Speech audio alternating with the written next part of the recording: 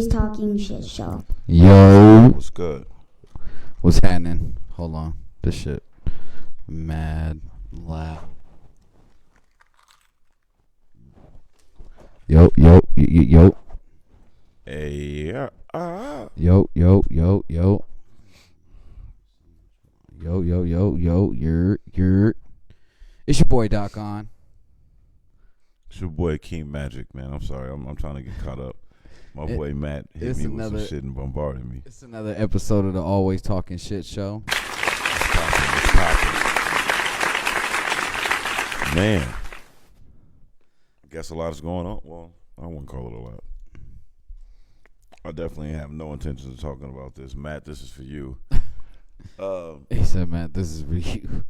For real, because I guess they're saying Kanye West takes jabs at estranged wife Kim Kardashian and her boyfriend Pete Davidson in Donda 2 lyrics.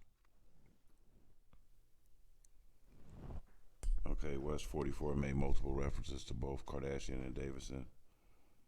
Pete Davidson's only 28. Yeah, I didn't know he was young like that. Hey, Pete Davidson's he on the snipers list, bro. He's definitely a quiet sniper. He's on the snipers list. You gotta watch out for that guy. Definitely hit you from 1,000 yards and you don't know where this nigga came from. Held a listening party tonight in Miami. Tracks which includes references include security, true love, and flowers. Blah. West is releasing Donda 2 on a stem player, a $200 audio device he released.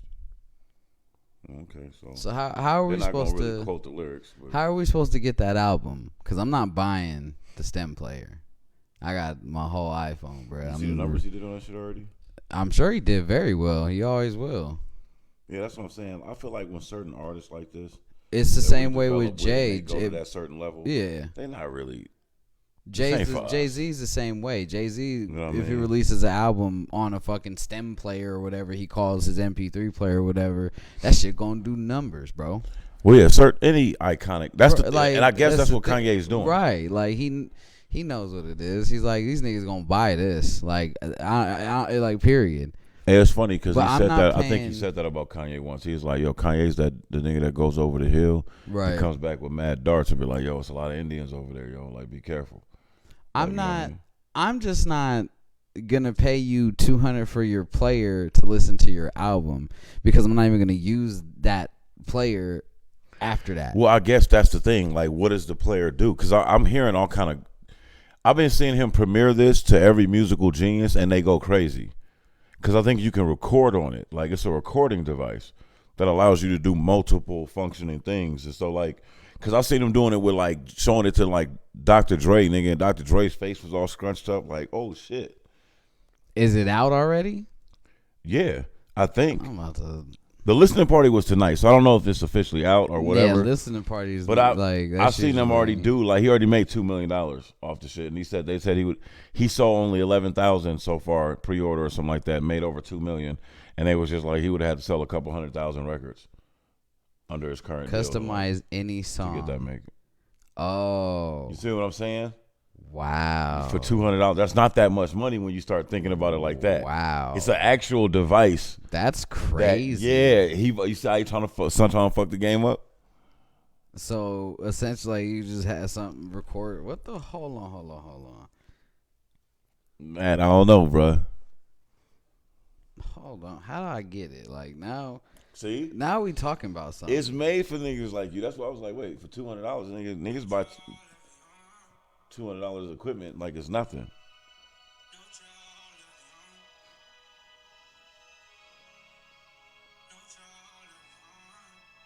You see?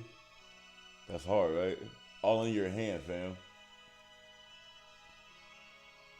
You can be at the mic doing all type of shit.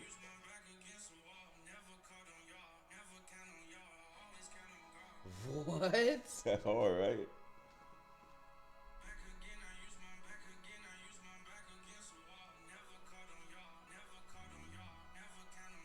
That shit sound dope too. That shit's sick.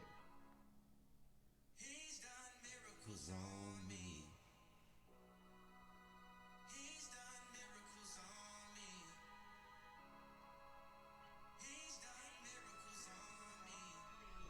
the fuck?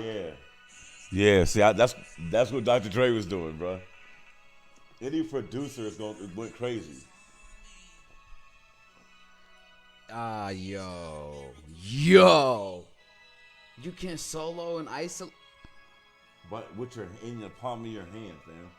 That kills anything for samples, bro. I can take That's drums out of he's a the sample. king sampler. I can take the vocals out of shit. All right, I might be able to make some shit with that. Yay. All right, yay. God. For 200? Damn, bro. Fam, for $200?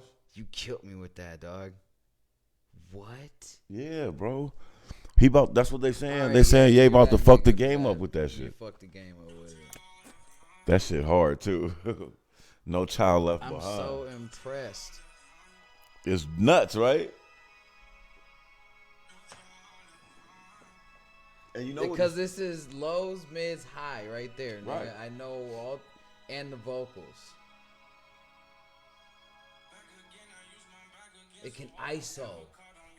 I know. I just don't have the lingo, but I seen this already. That's why I was like, yo, he about to fuck the game up with that. Because you know they said it. Hey, speaking of them, and see, Matt got me on it. I wasn't even coming here to talk about Ye, but Matt, you know, when I get to the house, I'm about to finish watching this documentary on Netflix. I've been watching that. You know what I'm saying? Mm-hmm. And the thing is, dog, is I remember I watched this like MTV joint on Ye a long time ago. He was at his mom's house, and she started showing off his artwork. And he was just like, it was just one painting, and he was just like, oh, that's just the way I see music. I need that phone. And dog, I remember thinking like, bro, this cat is like a genius.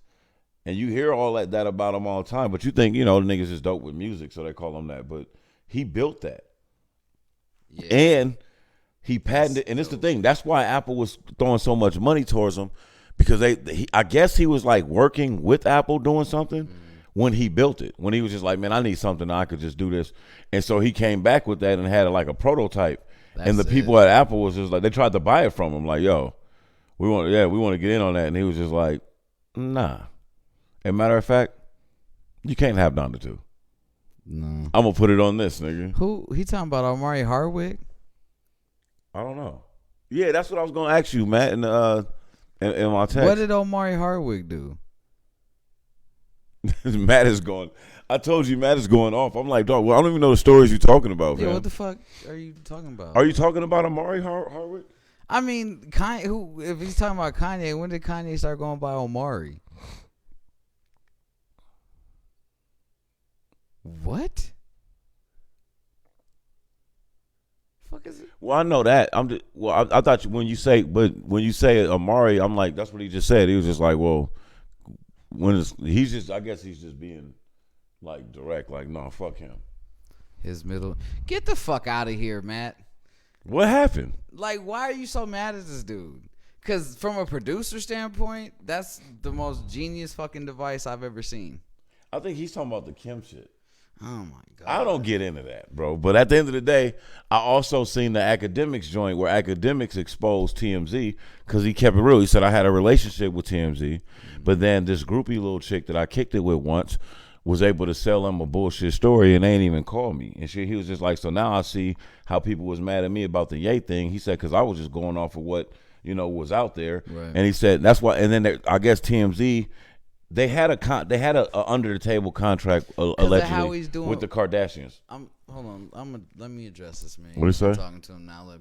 Because how he's doing P. Any nigga who's fucking heartbroken. Wait. Let me stop. How's he You've doing been P? talking to him. Please let me. Matt, let's not sit here and act like you ain't never been in love with a motherfucking person to that extent where when they ended up with a motherfucker, you was hating on them, talking all types of shit about they fucking new significant other and all that shit. I wouldn't put that on everybody because I'm not like that. I don't think Matt's like that. I know for personal experience, I've seen him in a situation where it's not like that. So we're saying Kanye is an anomaly in being mad because his bitches was. I'm not saying that at all. No one ever said that. What I'm saying that what I was telling him and what I was saying before. Let's take this. There's a contract. A man who's genius, and genius, they like to call a lot of genius motherfuckers autistic. So he's a very genius ass motherfucker who is a very control driven individual who does not like change, and you can tell that in this. But man. you sound like, but if you frame it like that, you sound like you're making a lot of excuses for this. I'm not dude. making any excuses. No, that's what from no, I'm talking about but by what definition. But what I'm doing is framing it for. Let's talk about what he's doing first, right? Let's see what he's doing. See, matter of fact, let me finish what I was saying because it goes to this. She getting better, dick. Less. What he expressed. Kayla need to go. What he expressed is that it's a beef supposedly between Jason, you know, the light skinned dude, that the gay guy, this is a Hollywood Access or something like that. It's this young black dude. Oh, Jason Lee. Jason Lee has his own shit now and it's popping, right? Him and TMZ have been going back and forth. So I guess the Kardashians had a side deal with TMZ where they get favorable shit. They feed them stories. Well, they were feeding them bullshit stories about Ye. And so Ye was just tweeting and going back and forth. This is the way they broke down the story. You can watch his interview with it. But Jason Lee talked about this on Clubhouse without Kanye even around. And he said what happened is when he told them he had he was going to sit down based on the family. He was going to do like a little interview in a series with them. And he pulled out because he got into it with them over some things that he didn't like. So he pulled out on it. And then they had their little breakup or whatever. And they start putting these crazy stories out. Well, Jason Lee stepped in and was like, I ain't gonna let y'all do my homie I ain't gonna let y'all do the homie Ye like that. So he got at Ye and was like, yeah, you need to come sit down with me and just tell your story. Tell exactly what happened. Yeah, you want to go to your kid's birthday party? This is what we gonna do. You need to go live so that way they can't have the police and do all that kind of wild shit. Let them all know what's going on. To me, my whole thing is this. There's not a man in the history of America that doesn't feel like they can whoop a man's ass that is sleeping with their wife. Right.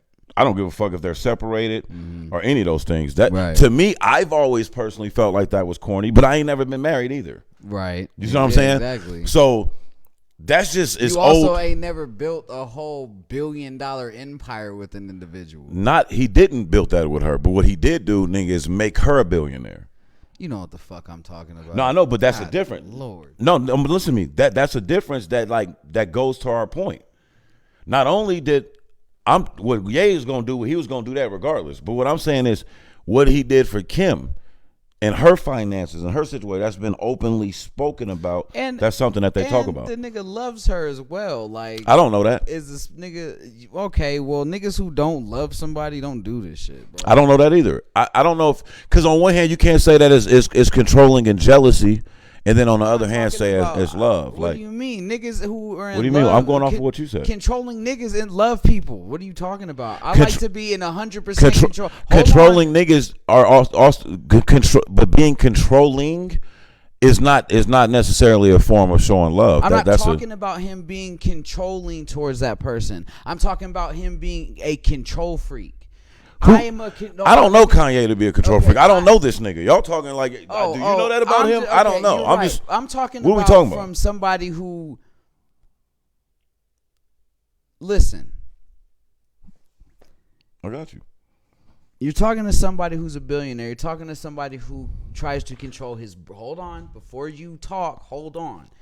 Somebody tries to control brand, everything. He does not like his name to be grabbed and done this and that and this way. He's got fucked by Nike. He's got fucked by a lot of people. So the level of control that a nigga like that will try to have on every aspect in his life, my nigga. All right. I'm listening. Because we're not talking about. No, I'm listening. We're not talking about. This is a very rare individual. And I might be completely wrong. I'm talking about it from, nigga, if somebody like me was a billionaire, had been through the ringer with a lot of bullshit, has niggas seen motherfuckers control none of their masters, get fucked over in a lot of shit. I just feel like that's a broad, you making it way broad. You down there making, you know what I'm saying? That's a broad ass thing to say. Really you naming hella things. It's not really that broad because, to justify a normal behavior when your feelings are hurt.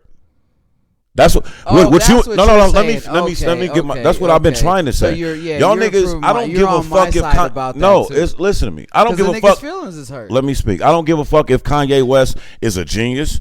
I don't care if he's a fucking billionaire. I don't give a fuck what Matt is talking about another nigga's dick, what side, whoever. I don't care about none of that shit. All I'm saying is you got a motherfucker that's in a relationship with somebody that's married that literally. Fuck the relationship. What we know to be true is she has made certain arrangements. Like, oh well, shit, I don't want you around the kids right now because I got them today. And if that hasn't been something that the court of law has already stipulated, right? Yeah, and you've been in your children's life every day, and it's reports out, and this is why the whole Jason Lee shit backfired, because TMZ has been covering this up, allegedly. The reports is, that's why he keeps bringing, go watch his Nori interview. Like, Kanye is transparent, so he was talking, he said shit that don't make him look cool. And he said that, he was like, Nori, you gotta understand, I'm the nourishing one, which makes sense to me. I don't give a fuck what nobody say. Out of Kim Kardashian and Kanye West, I'm not surprised that Kanye's the more hands-on parent. Well, look at Kim's mom. I'm just saying, that's why I said Kim and Kanye. I don't think fight between Kanye and Caitlyn. Ooh, Caitlyn's been on the Kanye, man. For a long Kanye is time. beating the shit out of Caitlyn, and then y'all gonna hate him for it. You know what I'm saying? And then y'all gonna hate him for it because Caitlyn's automatically gonna be a female. Right. This is all my thing is. Hold Look, on, wait. Let me address something to him. He said there's better pussy for less hassle. Matt, not every man in this world. They're not the mother of like your 4 children, Matt. But that's the thing. Also, they're not the mother of your 4 children. This is from somebody who's like, cool. I'll drop the bitch and her dude off back at his house, go back to the club and fuck a bitch the next week. Now everybody, not nigga. 70% of men ain't you, nigga. See, y'all keep getting caught up in like the female aspect of it. What I'm saying is, when you're talking about a grown ass man, right? First off, only child. Since y'all want to like peel layers, let's peel layers. Right. He's an only child, right? Mother's gone. Yeah, the only person. He's a family oriented person. Mm-hmm. He has 4 children, right? Fam, you're being immature if you're telling me in a matter of weeks you're comfortable with an absolute stranger just being around your kids, nigga, like being in your home that you paid for. Like, I don't care, because nigga, at the end of the day, you know how men think, and men think it's just like, well, bring the bitch to your house, bro. Yeah, well, she has nannies. She don't watch the kids. And what he's been saying for a while before they broke up is their issues be that his kids aren't going to be marketed. Like, he keeps telling her, you don't get to like fall in love with me, claim you want a certain life. Now that we have that life, try to make my kids you and grow up the way that you were. No. And then we got to talk about it. Like, if y'all really want to talk about it, bitch, I'm the one that put my life in harm's way and went and got those other porno tapes of you. Yeah. See, now you have a prestige around you because you're Kanye's wife. Right. You didn't have that before you were Miss Kanye. Yeah, you didn't have that. Kim Kardashian West. Now he said it. The fashion houses that wouldn't fuck with Kim Kardashian because she was bad for their brand and image. Right. When she started dating and marrying Kanye, she started getting boxes. Yeah. They started letting her pick the litter, like, of what's going to be in the stores and shit like that. Right. She's moved up a little bit. Now, that's what Kardashians do. So I fully expected her to get tired of Kanye and try to move to something else. Mm-hmm. Pete, a player. We just started this podcast out by saying Pete is a sniper. He's on the snipers list. Now, being on the snipers list can get you your ass whooped. Oh, yeah. It ain't no different than what 50 Cent did to Rick Ross. Nah, fuck Rick Ross. Rick Ross ain't a sniper. Nigga, Trey Songz. Oh. Because, nigga, the beautiful chick that 50 went, Trey Songz snuck in there one night when they was beefing or something, nigga, and tore him down. And 50 hated on him about some shit. He lost some bread and some opportunities because of that. Mm-hmm. You know what I mean? This is what men do. Wars have been started over this. Yeah, for real. You see what I'm saying? So all I'm saying is this. Where Pete, and I think Pete understood this late. Pete doing his thing, he did what any man's supposed to do, right? Oh, you throwing that ass? All right, I'm going to go do what I do, right? Boom. Right, yeah. But Pete didn't go to that coffee house, in my opinion, knowing that when he walked out, every fucking media outlet in Los Angeles was going to be there. Right. That's all the Kardashians brand doing, right? Because you need to start the hysteria and this and this. And it's just funny what we do in society. Like, I've heard motherfuckers talk bad about Kanye for being with Kim. I've heard motherfuckers say nothing but heinous things about the Kardashians. Yep. This bitch now has credibility. Yep. Now she can be like, oh, well, I just want to be admirable. I just want to be all about the kids. Why would anybody believe her when she says that? On her reality show, there's episodes where I've seen where she's literally like, like kind of like complaining about having to do motherly things, Right. and she's rich, and now and Kanye's kind of more like, oh well, my mom used to do this. I want you to do. You need to do it for him, and that type of shit. It's a different thing. But I fault Kanye for having kids and marrying Kim Kardashian. For real. Yeah, that ain't fucking with a Kardashian is not a good move. But bro. the It's whole just Pete not. Davidson shit is getting thrown out of blown. Look, man. First, I'm telling you right now. You seen who he just did a concert with in Los Angeles for a certain particular somebody. This ain't that type of podcast. We're not going to say those names. But you see who made him end a feud with a person that he vowed that he hated. Yeah. Those two individuals, the person that the concert was for and the person that made them niggas do a fucking live press conference and was like, y'all ending this shit. The same person that was like, yo, you're not releasing another diss record. Yeah. Those two men, hey, bro, if Kanye really wanted something to happen to Pete Davidson, bro, he'd be out of here. And that's why Pete Davidson beefed up his security. I don't think it's going to go that far. But I don't know the text messages between them. Right. I don't know if the nigga talking spicy and be like, yeah, we nigga, don't whatever. know. I don't know Pete what Davidson the fuck he's saying. Is that dry asshole, so right? he might be having all them snarky it's whatever. And I'm giving Pete Davidson player credits because I remember what he did to Mac Miller. Yeah. That ultimately a lot of people could say, oh, he accidentally overdosed. That's alleged. But a lot of people allege that, yeah, man, Pete Davidson was sending him pictures of Shorty, you know what I'm saying, while he was calling trying to get back with Shorty, and then all of a sudden he ODs. So my thing is, when women are involved, it's dangerous enough already. I think Pete Davidson was right. Pictures smashing Ariana. You never heard that? No. Pete, I think it was right because it looks like Pete Davidson. It looks like Pete Davidson pulled back from the public shit. You know what I'm saying? But so that's just my observation. When I first seen all this jump off the little bit that I did see, I'm just like, oh, it don't even seem like Pete Davidson was with all that public shit. Yeah. You go back and look at that picture, that first video when they got ambushed, Pete Davidson is like, what the fuck? Like, how y'all know that we at this regular ass coffee house, nigga, that ain't that popping, that's just regular in West Hollywood somewhere. Like, how do y'all know we here? And Kim is dolled the fuck up, nigga, posing for the cameras. Like, that's what Kardashians do. There's no talent aligned there. Not at all. You know what I'm saying? And I'm not mad at them either because, to me, they're brilliant in this way. They're striking hot because, bro, what do you think them women are going to look like when that plastic starts to melt? And have y'all seen Joan Rivers before she passed away? Yeah. So, yeah, you can prolong that shit for a while. But as you naturally just start to get old and it's like, look, if we put any more plastic in you, you're going to die. Now you just stuck with a fucking face that don't make no facial expressions, nigga. Looking crazy. Matt, the difference between Mac Miller and Ye. You see the music start getting better once their relationships start falling off. I'm just saying. If Pete starts sending Ye videos of him fucking Kim, Ye might really beat that nigga up. Well, this is the thing. He really might pull up. Or he might not, put though. Hands on that dude. Because to me, I'm going to be honest with you. I slap the shit out of a nigga for a lot of things. Him fucking a female isn't one. And I'm going to tell you something my grandfather told me when I was a boy. We're talking about Kanye, though. I don't give a fuck. I'm talking about me. Okay. I'm telling you right now something my grandfather told me when I was a boy. And I didn't understand it. But I think he did the math and realized, nigga, I might not be around when it's time to tell you this. Hey, shorty, look, at the end of the day, God gave you a penis. He said, you understand me?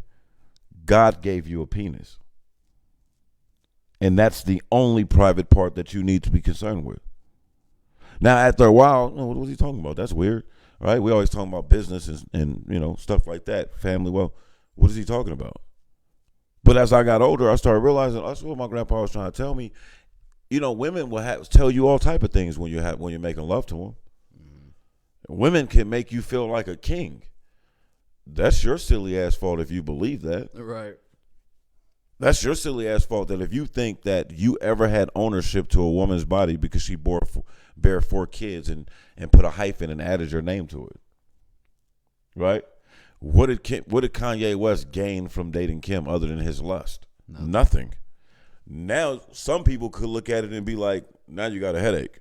Yeah. Right? Now you got to deal with this. Because one of the things my mom, and she's a social worker. My mother was a social worker, so that it makes sense. It's aligned with her profession, right? A motherfucker that had a daddy that's an electrician probably got a lower power bill than the average motherfucker, right? Yeah. It's just little shit like that, right? Okay, so One of the things she used to always say, I was here looking at caseloads, dealing with teenagers that got kids, all this other type of shit when she was young and it was going through.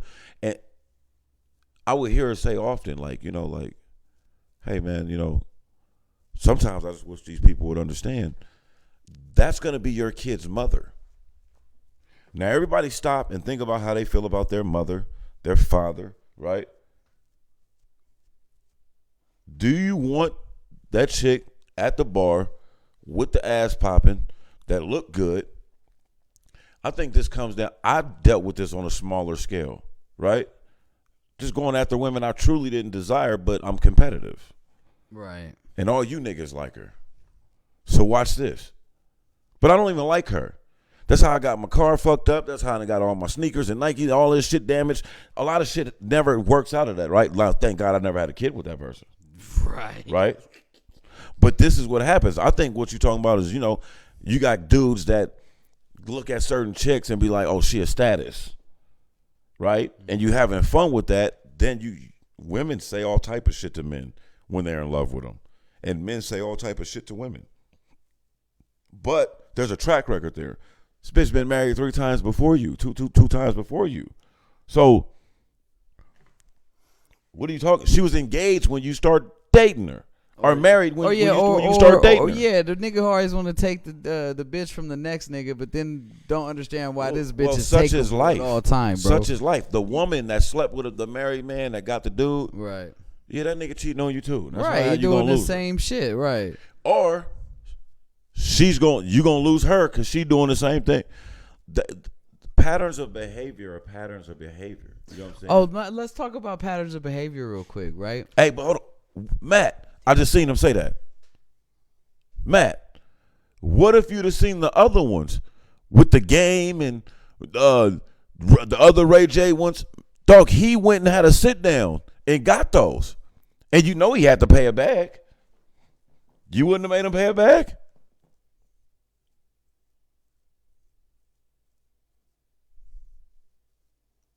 I don't get it. Well, you just swung back into a previous point. Well, no, because he was just saying, like, he said that a little bit ago. All right, but I don't really. I know if you stare at the I know, comments, but if you nigga. don't, it's swinging. So Sometimes the we'll nigga be said- hella far down the The road. nigga said, when he said that, I'm just reiterating the point, nigga. Like, yeah, I know, and that's what that to me. Deeds matter.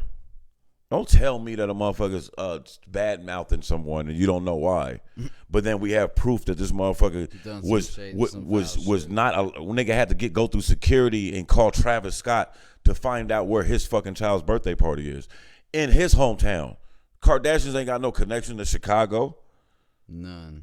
You don't think? What the fuck kind of shit is that? You don't see, and I done dealt with women before. I done dealt with spiteful women before. That's like one of my baby mamas taking my kids. I was just about to say that. That don't sound Detroit- spiteful. To Detroit and having a whole That wouldn't be birthday party spiteful with her and- new dude. Like, that ain't spiteful, fam. Bitch, you live in Reno and you go all the way to Detroit. That's not spiteful? Hell yeah. Like, how Come the on, fuck fam. makes That sense? wasn't in fucking Calabasas. That was at their home in Chicago. Anybody And that then- you know in Detroit would have been because of me. So anybody you know in Chicago is because of Ye. And then you go to this. That's what I'm saying. They got that Chicago home because of Ye. But back, hold on. Fam. Let me. I'm before not I forget stupid. this point.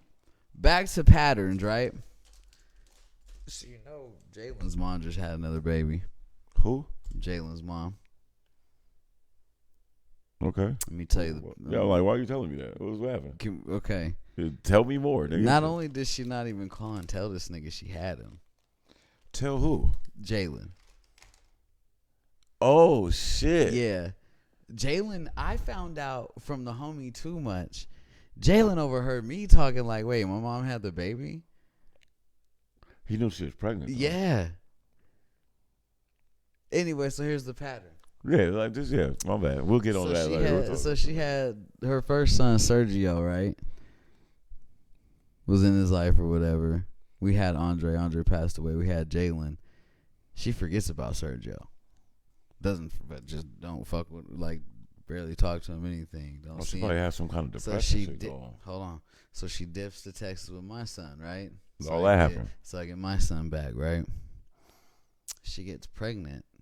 So about 9 months ago, Right. her frequency of calling him and talking to him started getting less and less. Right. So this bitch is a have a kid, leave him with the nigga. Go ahead, forget about him. Have the next nigga. Hey, and the thing is, you don't hear about women like that. You know what I'm saying? Yeah. And she keep telling me how she want custody of this thing all type of shit, bitch. No. No. Yeah, so okay, so you comparing the patterns. Yeah. I'm just saying that, like, when you have children involved, look, I've dealt with women without children involved that are spiteful, that are jealous. I ain't never been married, but I've broken up with women and had my shit destroyed because they were mad that I was moving on. Literally. But guess what, though? It's always going to be painted like I'm the one that was tripping. Mm-hmm. And as men, you just got to know that. When I seen Jason Lee do his interview, when I seen him pull up on the Clubhouse app with Wack 100 and them, and he was talking about it, and then Wack told the story that Kanye ain't no lame, bro. Mm-hmm. He connected too, and now he a billionaire. Kanye, this is before that. I mean, maybe it's not, but Kanye, him and Game got a relationship. That's why Game stopped dissing the Kardashians. That's why he stopped bragging about having sex with Kim and Chloe and making them eat each other. Hey, bro, come on, what are we talking about?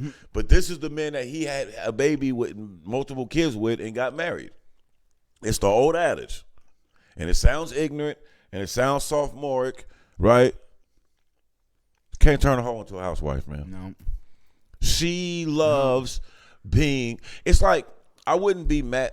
You can't complain that J-Lo left you, nigga. This is her pattern. Just like there's some dudes out there that you just know that, like, all right, man, well, I ain't think Danny Lee and the baby was going to be together for a long time. Like, any real one nigga knew what he was doing. Just so happened a baby occurred, but it's like he rich, he can keep pushing. Family morals is fucked up in this world. Everybody don't got the same niggas morals. got to stop having these kids with them. You can fuck them and duck them all day. But it ain't fucking and ducking if you got to return for the next 18 years. Hey, man. Look. If it depends on why it started. If you were only with me because I was Kanye fucking West, right? You didn't really truly love me. You thought you were infatuated with me. Right. That can at the right time in life, with millions and millions of dollars, you could end up with a beautiful wedding, storybook wedding, and 4 kids later. Mm-hmm. And before you wake up out of that haze and be like, guess what? I'm Kim Kardashian. I got the best doctors in the world. I still look bad. I'm still a sex symbol. I want to go be that bad bitch again. Right. Nigga, Pete Davidson makes me laugh. Nigga, it's not so dramatic when I'm with him. Nigga, she can't have those normal outings with Kanye. No. You can't. They were talking about it. Kanye be trying to take the kids to school with no security.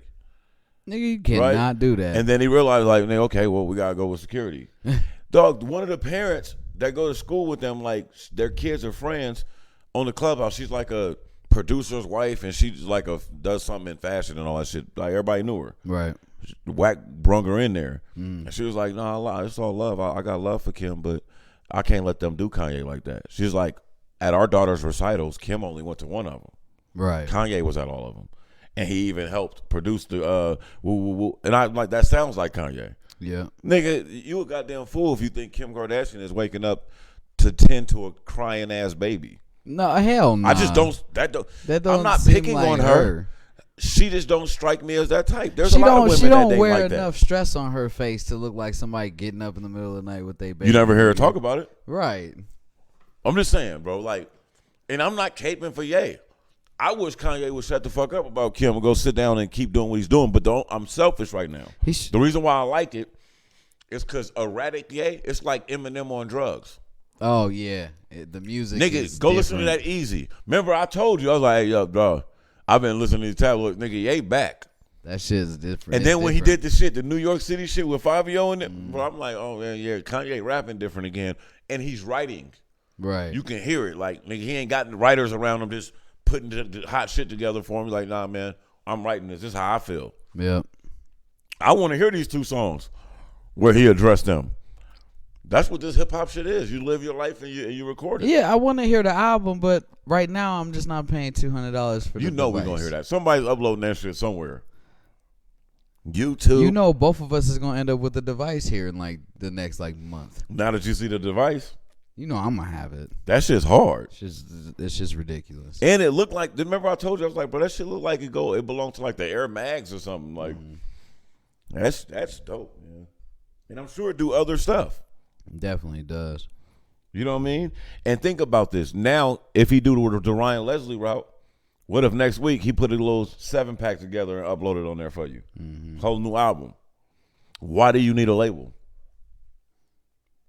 Shit, I don't need no fucking label. Tommy Mottola and motherfuckers like that, Leo Corn, the motherfuckers aren't talented. Like, why do you need them? All they do is fuck you up. That texted you that. That shit actually released today. Shout out to fucking Money B and Digital Underground on motherfucking Drink Champs, nigga. Oh, yeah. Nori gave my niggas they flowers. What you nigga. mean? Nigga, they was getting those. Anybody from that era is getting those. But bro. nah, it's just, you know. Nori don't miss, nigga. You know it's different when you, like, motherfucker, you're close to the motherfucker when you get to see, like, that's national shit being on Nori shit. You know what I'm saying? Granted, Digital was huge. What I'm saying, Not nigga, saying it's they an weren't a group, nigga. big group, but they're not that to me. And you gotta understand, You know nigga, what I'm Shock, saying? where's Nori from? It's from New York. It's from Queens, New York. Yeah. Shock G is from where? Queens, New York. Nigga, it's love there, bro. Trust me. And Humpty was big, nigga. And Digital was big he in New York. And he lived in Florida for a long ass time. Yeah, but Digital was big in New York, bro. Like, but nah, it was just like it was dope to hear Nas shout out Digital Underground on their bro, shout out rest in peace to Shock on his album. It's just different because I don't see these gonna hear that niggas shit as stars. They're like but yeah, my man, brothers, that's you know what I'm saying? that makes sense. But like, it's not, nigga. That makes sense. It would almost be disrespectful if them niggas didn't. Just when I saw it, I was like, that's like, I would be shocked the if Hov dopest come shit. out with a new record in the next year or so, nigga, and don't say nothing about that. right. Don't make a reference to it or nothing. Some people are just that potent to the culture. Shock G is that. Bro, Shock G is that. Man, rest in peace, Shock.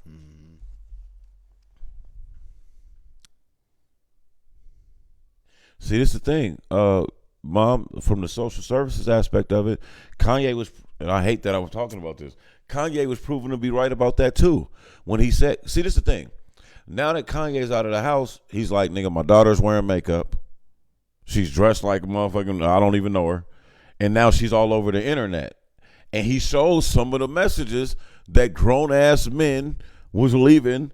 Nigga, like, think about that. Just use your imagination. What the fuck you think they're putting under little Nori's West, nigga, pictures? Knowing what her mom got famous for. I'm like, yeah, Bruh. when is it your turn? Like, they going in. Bruh. And he like, nigga, my daughter don't have to be exposed to that. Just because y'all the And cartoon. Kim Like, ain't shit for letting her be exposed to it. Kim but is just, nigga, Kim, your daughter don't need to be you, Kim. that's what he was trying to say. But She don't know, but that's hard bitch. to tell. That's hard to tell somebody sometimes, though. You're only famous because somebody fucked on you in the video leak. That's what you want your daughter to be famous for? Well, that's part of why she's famous. I'm personally a person that knew who Kim Kardashian was before the tape and thought she was bad because she was on Cribs before that. And she had her own luxury rim line. And I had watched this documentary on the OJ trial, and they were just talking about all the key players, and Robert Kardashian was on there. And when it got to his part, he was talking about his kids, and he said, my little Kimmy she's going to be the rich one. And they started laughing, and he was saying how, nigga, she would go have him buy designer clothes.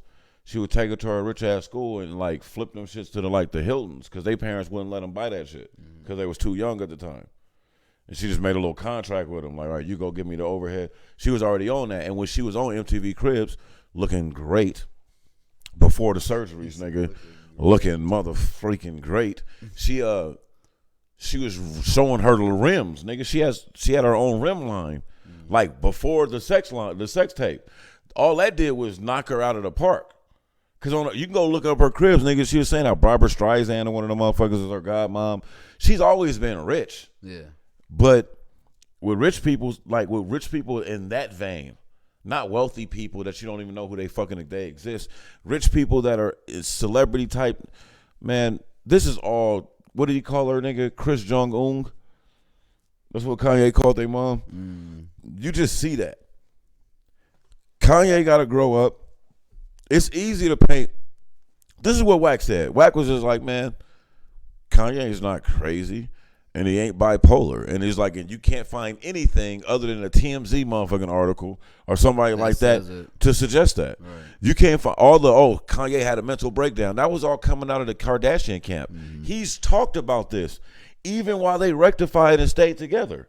He said, the nigga, you can go look up the fucking interview. The nigga says it right in the camera. He was like, yeah, man, Chris was trying to send everybody out to my ranch because they was trying to remove me. Nigga, she was trying to get like the Britney Spears shit on that nigga, the guardianship, where they can control those bees. You don't think Kris Jenner is actively with her team trying to figure out how to get Kanye's money? Oh, for sure. I just don't. I mean, to me, I think if Kanye's mother was alive, he never marries Kim. Oh, fuck no.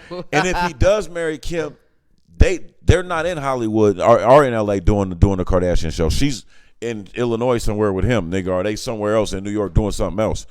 And I think that might have been better for their relationship. Dare I have to talk about two grown-ass people's relationship? Because Donda would have taught her how to be a fucking mother and a woman. Well, or just more would have showed her another side of motherliness. Like, see, certain people that grow up in the South or the East Coast, Midwest, there's certain cultures there. Yeah. You know what I'm saying? I'm not shitting on the West Coast. I love the West Coast. I'm on the West Coast. But I know a lot of good mothers on the West Coast. Shit, my mom raised me majority of my life on the West Coast. Nigga's a great mother. But what I'm saying is culturally, bro, it's just a different vibe. Mm-hmm. Like, there's certain nourishing qualities that come with, you know what I'm saying, like womanhood in those cultures from over there.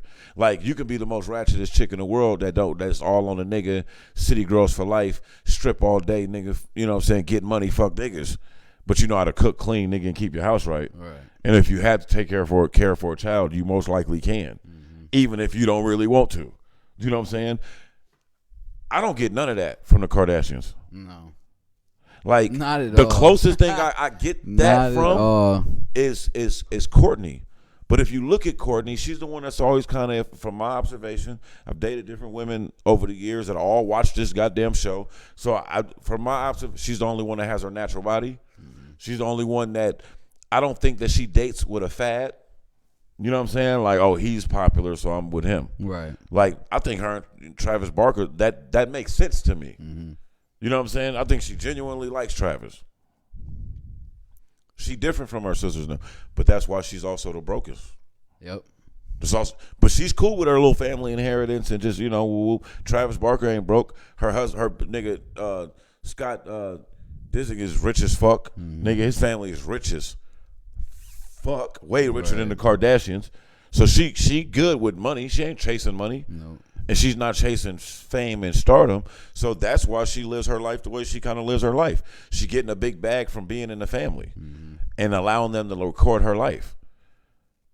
She don't do nothing to keep the show numbers going. She ain't got no sex tape. She ain't fighting with nobody. Like, I mean, Scott used to do some wild shit. Right. You know what I'm saying? But he was just rich and kind of got jealous, I think, of the fame that they started getting. Because it was all about him at first. Like, when he started dating Courtney, she chased behind him. Yeah. Nigga, I'm rich as fuck. Doggo, I remember we was just looking it up one day. I was like, I bet you Scott rich as fuck. And then nigga, he's from the Hamptons. Mm-hmm. You know what it means to just be like, I'm from the Hamptons? Yeah, that's where I live. One of two things. Your parents either are butlers or your parents have butlers, nigga. Yeah. His parents wasn't no butlers. And I remember they had a little bio on that nigga. They was like, yeah, Scott really enjoys skiing and like the Alps or some shit like that. Like, nigga, just somewhere. Like, he just was different. He grew up different, my nigga. Like, I'm rich and y'all motherfuckers is only famous because she got fucked by Brandy's little brother. That's how he look at it. Like, you feel me? Like, I don't give a fuck about these cameras. Right. And that's how he used to come over. When this shit is right. Like, nigga, y'all got a job, nigga. Right. Y'all at work right now. Nigga, he just come over and just start some shit. See the life he live. Mm-hmm. Some niggas, when you get money, you don't have to become moral. You don't have to grow up. Shit, look at the former president. Look at the current president. Right. I mean, you let the world tell it. You let the women that have people that, you know, their past tell it. Both of these men are, yeah. Right. Yeah. You know. Hey, what is it about these old ass and I'm not trying to be unfair by saying old white men, but I'm just being factual. Right. I haven't heard any stories of Barack Obama allegedly raping anybody. So I'm excluding him because he's the only non-old white male to ever be the president. Right. But damn, nigga, like it seemed like America only elects you if you're an old white man that got at least 4 or 5 rape accusations. This should go all the way back Clinton, all the way to Trump. I mean to Biden. Right. I'm not with the bullshit. Remember, I stood on my 10 with the Cosby shit. Man, there's people that don't even talk to me no more. And there's motherfuckers that I love and I lost a little respect for because of the arguments that we've had over things. I don't like arguing shit that we don't really know for sure, right? But what I'm never been and I'm not going to ever be is a person that because I heard it on 3 different news networks, it's got to be true. Because everybody that got an opinion about the Cosby shit, 5% of them motherfuckers actually went and used the public record to look up what was said. And remember we was reading that shit? Man, that ain't how this media shit works. That ain't how this world of microwave snapshot shit works. I mean, they can make a motherfucker look crazy. They've been trying to make Kanye look crazy for a long time. Ever since he said George Bush don't care about black people. Now, some people, that ain't that big of a deal. He's just a rapper. But when George Bush was asked after his presidency, what was the most demeaning or what was the worst moment of his presidency, go look at what he said. The Kanye. He said when Kanye West said I didn't care about black people. He didn't say when the towers fell. He didn't say when I had to send a bunch of 18-year-old babies, nigga, to fucking war. No. Which is now the longest lasting war in American history. He said none of those things. He didn't say I fucked the goddamn economy up when Clinton had us with 98 cents a fucking gallon for gas. See, I'm a little older. I remember Clinton's gas prices. I turned 16 and was getting gas. Me and my nigga used to go to Sacramento with a fucking half a tank of gas and not even go get gas. Nope. What we talking about? It's a long list of this shit. Like, you know what I'm saying? Hey, man, some men do get powerful and get controlling, to go to what you were saying. But all I'm saying is, based on the information that's out, you could argue the Kardashians is more controlling. Nigga, look at the men before that they dated before them and look at them afterwards. The only thing I think they fucked up with is I think they fucked up with Kanye. Like, Kanye is with all the shit y'all with. And Tristan. If you want to play the little game, Tristan too, but he do his differently. He do his shit like a Canadian assassin. That nigga sit there and be nice and sweethearted and fucking as a devil. I love him. Over here I fucking love Tristan Thompson. Babies over here on these bitches. I love him. But not that I condone that type of behavior, but what I do condone is being your true self. Be your true self. Everybody quote the Bible. The Bible said man's job was to fertilize the earth and multiply. He's doing that. And they didn't outlaw multiple wives, so shit. Right. We get by nature, some niggas out here gotta cheat. It's like the Nick Cannon shit. They killing Nick Cannon. Let me get that. You see you over here getting tangled in this shit. Which one? Oh, this? Yeah. I was just playing with it. I was just playing with it. Pause. Yeah. You know what I'm saying? It's audio. What did we say was on it? Oh, Hoopers. Everything Hoopers say gotta my be cousin, paused, man, nigga. was talking to me. He's like, bro, I ain't gonna lie. You hoop niggas. All you niggas that used to hoop, bro, y'all used to kill me, man. Y'all used to say some suspect shit. And I was like, man, what you talking about? He's like, niggas, just think about the shit y'all used to say. And I just started dying laughing. Nigga, one big pause. My whole hoop career. Every time I played basketball, it was a pause. Because nigga, I was talking spicy. It's funny, man. The perception of things, though. You know what I mean? Like, if you can win the perception battle, you good. What does Candace Owens do? No shit. I mean, if we really had to, and I'm not picking on her, because it's another dude that I like. I can't think of his name right now. But people hate that motherfucker. The niggas on the right hate him. Sean something. His name is Sean something. He's like the liberal version of Candace Owens. You know what I'm saying? Which is kind of fucked up to say because he's really not, but that's how he's depicted, I should say. He's just a motherfucker that's always going against police brutality and shit like that, you know, doing his thing. But It's the duality of life, man. Like, that's why the motherfucker that owns Fox News owns MSNBC. Mm-hmm. Because real rich motherfuckers, like these real corporate elites, they really don't care about they've probably passed. They can play the race game and benefit from it. But I wouldn't even say, they probably not even card carrying racists no more at this point. They're more so just really like, it's a different game of elitism. Mm-hmm. There's disdain, but I'm saying that like they can really, they're not in the mindset of like, oh, I hate liberal thinking and the Democrats, so I'm going to have the biggest running Republican news outlet and crush them. They're like, oh, this Republican thing is going good. I bet we can do just as good on the Democratic side. Fuck it, go hire some liberals. Mm-hmm. Like when you start thinking about the corporate elite, the somebody brought this up and it's like, dog, the company that Snoop bought Death Row from, I can't think of it right now. It might be like KB Toys. It's something crazy, nigga, that owned Death Row Records, man. It's like, and then I start thinking about that, like, see, other companies like Kellogg's might own a string of porn companies, but they don't just put that out there. They don't put the Kellogg sign on the porn joint. Right. They don't need you to know all that. Buy this cereal, we for your kids, good heart health. Yeah, but nigga, if you want to see nigga 3 midgets, nigga get smashed, we all got that. We got this site too. Mm-hmm. Like, there's a corporation that owns Pornhub. They're a subsidiary to somebody. It's like this music General game Electric shit. is like the big company that owns Pornhub. Fam, it's gonna be something crazy. Right. It'll be toys or it'll be something stupid. You know what I mean? But I start thinking about these giant corporate types and these corporate like multi-conglomerate entities that own all type of shit that will contradict like morals. You know what I'm saying? Like, there's a motherfucker that owns, like, there's somebody out there that owns, like, yeah, I forgot the name of them actually. Oh shit! But they own a cancer, a cancer fighting clinic that's really big, like the Mayo Clinic, one of them type of things. Don't quote me. That conversation. Does Snoop get the catalog of Death Row? Nah, it's separate. Yep, he don't get Dre or Tupac's. No, but the thing is, they say he's still working on that. Yeah. Because it's so separate. That's how they picked our shit apart. You see, they just Hov and them just bought Mitchell and Ness back, and it's not even about Mitchell and Ness. It's about bringing it back to the culture. Yep. Like, nigga, fuck that. That shit is sitting on the shelf making billions for somebody. Believe John Legend sold his fucking all his masters.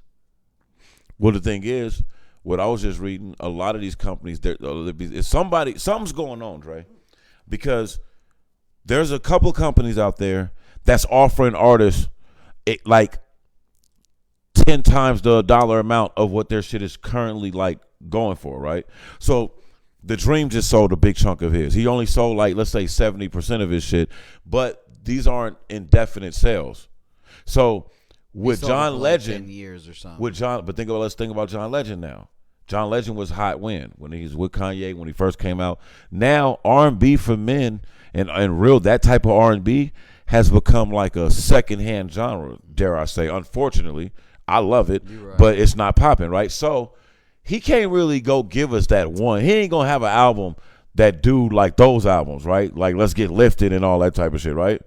He's not the actor type. You can go be on The Voice and do some type of shit like that, but he's looking at it like, damn, I might not have a big payday like that in the near future. I'm rich, but now there's a company out there that I only, because the way I read that some of these deals, I'm not saying his deal is like that, but some of these deals even have back end pay, like where you're still going to get a way smaller because you own the masters. So let's say you normally getting 100% because you own it. You're going to get 30, but we're going to give you 80 million on top, 200 million, whatever it is on top. Right. You're going to get that 30 on the back end for this 10 years we got your shit. But we plan on doing something with you. And what am I thinking? That the shit that you be on me about. The mega space shit or whatever, the metaverse type shit. Where do you think all that music, why they want them licenses? Why you want all that? Why you think we can play music now? Yeah. Nah, don't trip, my nigga. We got something for y'all. They always steps ahead of us, Dre.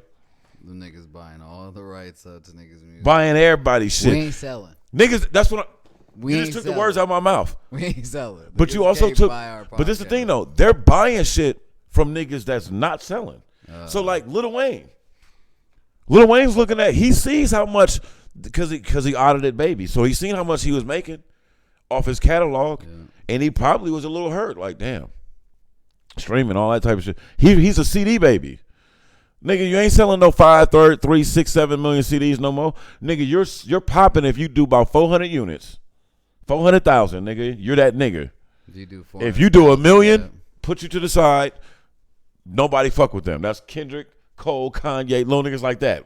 Lil Uzi, the stars. You feel me? So, with that being said, because I was like, Lil Wayne is tripping. But now here it is. I just got squeezed by my so-called pops. A deal that I was supposed to get 50, nigga, with the help of niggas like Hov paying my taxes and legal fees, I was able to squeeze 10 million in a settlement. You don't think hundreds of millions? Lil Wayne off of Drake and Nicki, nigga, I got 10 million. Yeah, off all them Carter albums. Let's just take and them first 3 Carter albums are physical. But yeah, they were on. I'm talking about we're only talking about the ones that's on his label. Oh, okay. So it's when he was supposed to be the boss. Yep. But Baby finessed him and was like, nah, come here, man. We're going to do it like this. We're going to join him. I'm going to make you a boss. You're going to have Young Money. I'm going to have Cash Money. Baby, if you look at those years, he sat back.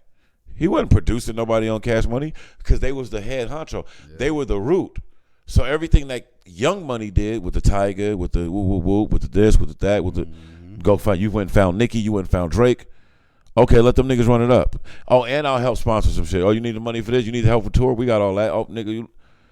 And then when it was like, wait, the subsidiary deal, nigga, I was supposed to get 50 million. Wayne is like, he put his nuts on the table like, yo, bro, where my money at? Yep. Right? No more buying me cars and homes and nice things. Nigga, where's my money? That's why Drake is richer. Nigga, Drake and Nicki are richer than Wayne. Yeah. So now put Wayne in a situation of like, okay, now I got to boss up. And he's getting coaching. Remember he tried to go sign with Hov? Nigga, Baby tried to put the little suit. Nigga, Hov said he sued him for 50 million. Yeah. So now you get in this little game. You kind of out of that bubble, that little leech bubble. So now it's like, okay, well, now I got to side with my else. Here's an opportunity. And those big dogs that got the money, they like, oh, yeah, hit Wayne up. He need it. Yeah, he need it. Yeah, man, take this 150. Yeah. Give me the 150. You know what I'm saying? Like, because I got my new label. Yeah. And then what did he do? He just dropped the last 2 albums. He just dropped 2 albums on his shit. Yeah. So let me run those up. And what has he been doing this last year? Rapping his ass off to let niggas know, I'm back rapping again. So I'm back on my feature shit. I'm back rapping again. And he's trying to put stock into his shit. Mm-hmm. Like, let me build my shit back up, nigga, because, you know what I'm saying, I put all the money, all the stock into building that over there. Yep. And Drake seen the way that shit worked out and was like, I'm gone. And Universal seen how much they make off Drake and was like, yo, Drake, you don't have to deal with those niggas. We're going to give you a separate deal. Neither one of them can afford you. Nah, we got you. Not here. Not at this point. So he bossed up. That's why he says that. Like, it's still Young Money for life. He just say that. I don't believe Drake signed to Young Money at all. He's not. So I'm saying, like, he just says that. Like, oh, it's still Young Money. And he still fucks with them and do all that type of shit. But nigga, Drake don't. Nah. Nope. That's why that whole viral moment happened, because Charlamagne was saying, like, I forgot who it was. I think it was the singing cat, nigga. That said he was the king of R&B that everybody was mad at. Oh, Jacquees. Jacquees. And he was like, man, you talented. Why would you sign over there, man? Don't nobody get paid over there. Yeah. I mean, truth hurts. He ain't over there doing a lot. Truth hurts. And he has the talent to be. Yeah. You know what I'm saying? Why you remixing other people's songs to get views and get some of these niggas got deals and like outside of that advance, you're just living off of YouTube money. You're really just a vlogger. Niggas and Baby giving you little talented vloggers. Stacks of money. Yeah, man, take my old Royce. I'm about to get a new one. Mm-hmm. Like, bro, at the time where he was going through all that with Wayne, I remember like TMZ, one of the motherfuckers reported that he had bought Tony Braxton a $4-point-something million ring. So it's just about having it's like the rich people always say. Niggas with their money right always say, hey, bro, it ain't what you worth. It's what you negotiate. Right. Because there's niggas out there, we always look at it and be like, nigga, how the fuck this nigga making this much money? The Nets paid him how much? The Cowboys paid him how much? Mm-hmm. Man, he makes how much for the Lakers? That's what it was negotiated. You know what I'm saying? Take Anthony Davis. When he was in a small market team in the Eastern Conference, when the Eastern Conference was weak and he was killing, I'm still high on Anthony Davis. But he was killing. He was getting injured all the time there too. And nobody was tripping off that. Because he come back from an injury, killing again. They did a poll like a year or two before he went to the Lakers and said that every general manager in the league it was the first time it had happened since LeBron was in the league, that this now is not LeBron, it's Anthony Davis. That all the GMs, if they had to do a draft right now, they would pick Anthony Davis over LeBron because he's younger and just all the GMs think he's just the future and he's just the best prospect in basketball. That nigga signs with LeBron, wins a championship and all that. Look how they talk about him now. You know what I'm saying? It's just now he's overpaid. You feel me? Nigga, they was saying that nigga, the LA was taking too long to offer him the extension. Just in the summer, nigga, now he's overpaid.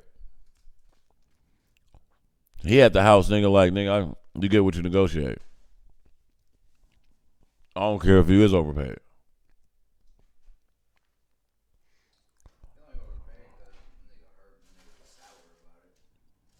Right.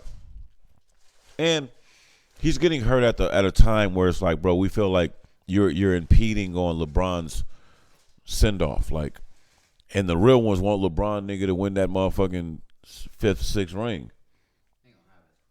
Possibly. Possibly, my guy. Seen all the fuss about Mike and Mary? Who? Mary J. Blige and Michael Jordan. Oh, yeah. What you think about that? Yeah, they grown. Fuck. I think people are shocked by it, but Mary's album came out in 91. When was the Bulls popping? 91. Nigga. That's right when Jordan set the shit off, nigga, and was like, I'm a champion, all that type of shit. He probably met Mary. I think they just know each other. I think they've known each other for a long time. You know what I'm saying? That's what it seemed like, but she was looking so good that it just made it, seem like nigga Mike was trying to holler. It might have been. She got cakes, Lord have mercy. And here was a picture I wanted to post of Angela Bassett. She was so bad in there, but I stopped because I was like, man, is it disrespectful? I never found Angela Bassett attractive. I remember we talked about that. We disagree. But when I started thinking about her age and shit like that, I was like, nigga, should I post this? Because she wasn't doing nothing wrong. She was just standing there speaking to a reporter, but somebody had got her from the back. And it was like, nigga, Angela, boy. And I was like, man, I can't defy this woman like that. That's hella disrespectful. So I ain't posted. I just liked it. Kept it pushing. Kept it pushing. This nigga Matt threw me off my whole shit. Hold on. There was something I wanted to holler at you about. Matt hit me in the inbox like, I was real perturbed. I ain't like Matt. That's why I was like, bro, he should shoot me the I want to highlight him more because I'm like, bro, was there something specific that he seen that gave him that energy? Because I want to see it. I was loosely following the shit. But I mean, I don't think this situation is cancelable.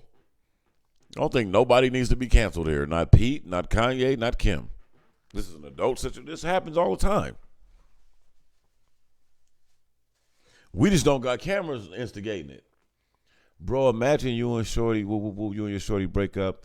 Y'all got kids involved, a young kid at that, and then young twins at that or whatever, and then boom. I don't want you at the house no more. Why? We didn't have a fight. We decided we were going to give each other time and separate, and I was going to move out, but I'm here because Shorty got practice, and I take Shorty to practice. Oh, no, somebody else is going to take her. Who? That's what I was trying to get Matt to understand. I'm like, bro, I don't think some of this is fair to just say, oh, he's being jealous. Because some acts, I don't care. I know men that hate their child's mother. And you would think a nigga that don't got kids would be like, bro, well, why are you tripping off her and her dude because like nigga, that's my house. Right. She only lives there because she's the mother of my kids, right? She's only living there because she's the mother of my kids. A lot of men have that situation going on where it's easier for them to leave the house, but they still contribute to the house, right? And then on top of that, it's just like, bro, I don't want no man around my kids. Now, the women would say, but y'all not together, and you have to move on.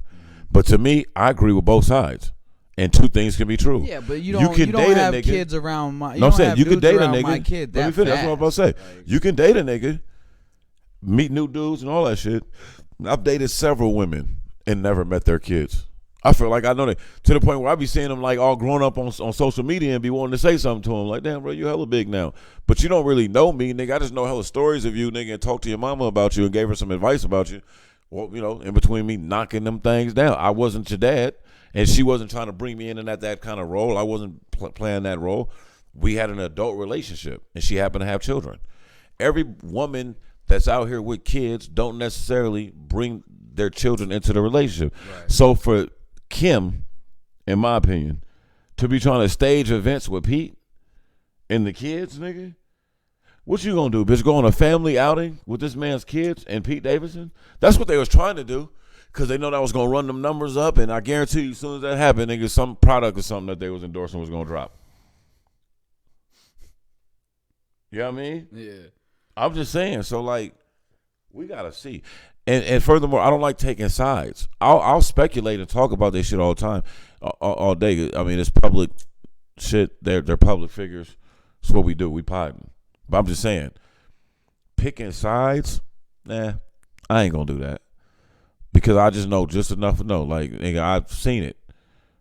I've seen dudes like, bro, it ain't even about her. He about to get his ass whooped. Right. And that's one thing every man coming up knows. You go ask the player of all players, what does he say? I don't be fucking with married bitches. I know niggas that won't fuck with a married woman. Holla at me when that divorce is fine, because that way I can kill it. I'll do what I got to do. But until then, because ask me this. What happens, and I'm saying this to Matt, just in case you hear it. Matt, answer this question. What happens in 30 days, she decides, this nigga jokes ain't funny no more. And I kind of miss being popping. And that last little deal that I did, that last little thing I endorsed kind of flopped. They ain't really, my mentions is down. Or what if she decides, you know what? I miss my husband. I miss my family, right? They're not divorced. Nigga, that's one sex session, one call, one crying away from, you know what I'm saying? Like, that's why you don't play with that. It's like, nigga, you and Dialect in here, nigga, y'all start arguing over a track. I'll input. I'll even verify what one said. Like, nah, Dre, you did say that, though. You told him to loop it. I could do that because I heard you say loop it. I'm a grown-ass man. I'm going to stand on what I heard. You, my brother, I'm just going to tell you what I heard. Oh, but nigga, when y'all start getting into it, I'm going to sit back and shut the fuck up. Because the moment, I can't take up for you. Right. I can't take up for him. Right. Y'all brothers. Y'all going to turn on me.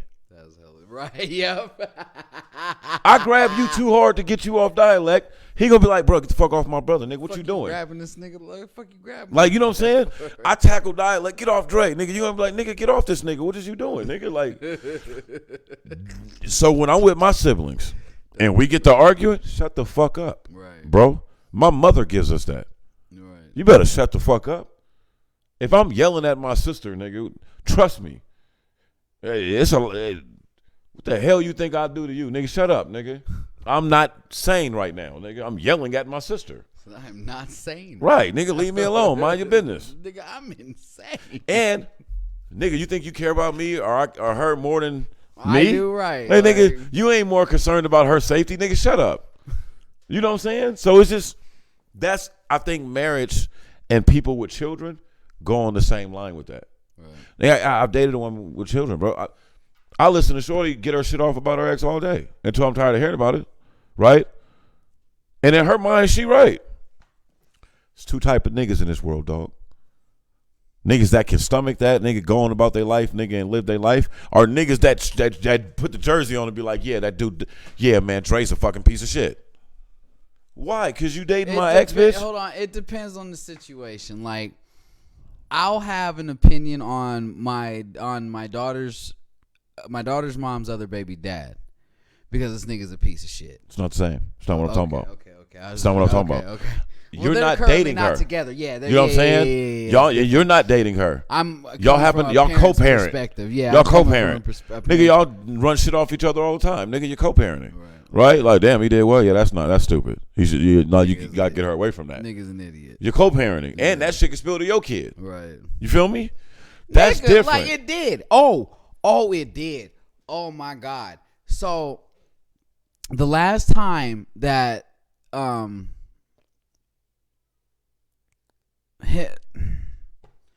what is she? I'm gonna call her my stepdaughter. She's nigga. I can't. What would she be? I can't say my daughter's sister. It's sounds lame. Right. Sound like a weak ass nigga that try to separate right. the kids. I'm not like it's. I basically raised this little girl, right. so my stepdaughter. She's like a daughter. To you, right. I don't date her mom, but she's my like she can't be my daughter. That's my stepdaughter. Facts, the only way she would go shout out to my hang sister. out with her dad is if my second oldest went. So this nigga, right?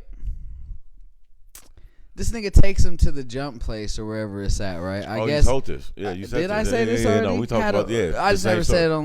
No, we said it. But go ahead. Yeah. Don't stop it. No, motherfucking.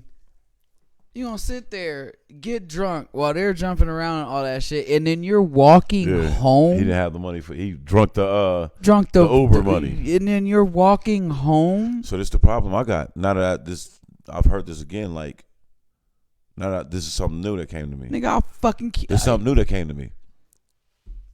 Something happens, right? Obviously, he getting washed. Nigga. But then, what is her culpability? Because on one hand, you're not wrong because you just let your daughter go with her father, but you're wrong because you let my child daughter go with this nigga. Like that. You don't get dog. You heard about family out here. The girl never gets to see her dad for obvious reasons, right? Allegedly, and they having a little get together. Like maybe something going on, and he got a new car, right? And he's I want to give her a ride in the car, and she's like, her mom is just like, why you can ride with your dad. But they're going home, right? Dad just came by to visit, popped up. He's the driver that had the kid in the car with him, the younger girl. I don't know if she was a kid. That blew through the light on Cheyenne doing 100 and hit that minivan and killed the whole family and himself and his daughter. Yeah, and the daughter. Imagine being that parent. Nigga, see, I don't ever let her go with you anyway. Imagine, nigga, and that's the time. Sudden, nigga. See, and the thing, well, I don't get about certain shit, but we can go and talk about that for hours. My nigga, that you would think you be driving slow as fuck, yeah, nigga. Like shit, stupid with my kids in the car. You know what I'm saying? I drive way different. I'm not talking about that, obviously. I'm talking about a man that doesn't get to do anything. Imagine, it might be hard for you to imagine this, but imagine you really don't get to see your kids like that because you ain't shit really. But you get a new car and you want to kind of show it off in front of the girls and you're like, oh man, we all went to go get something to eat. And it's like, all right, well, let me take them home. Like the mindset of a man that wants to show off how fast his car goes to his daughter. Your daughter don't give a fuck. Your son cares about that muscle car you drive in. A little more, but not if it's going to cost me my life. Yeah, not if you ain't nice with it and you drunk or whatever you doing.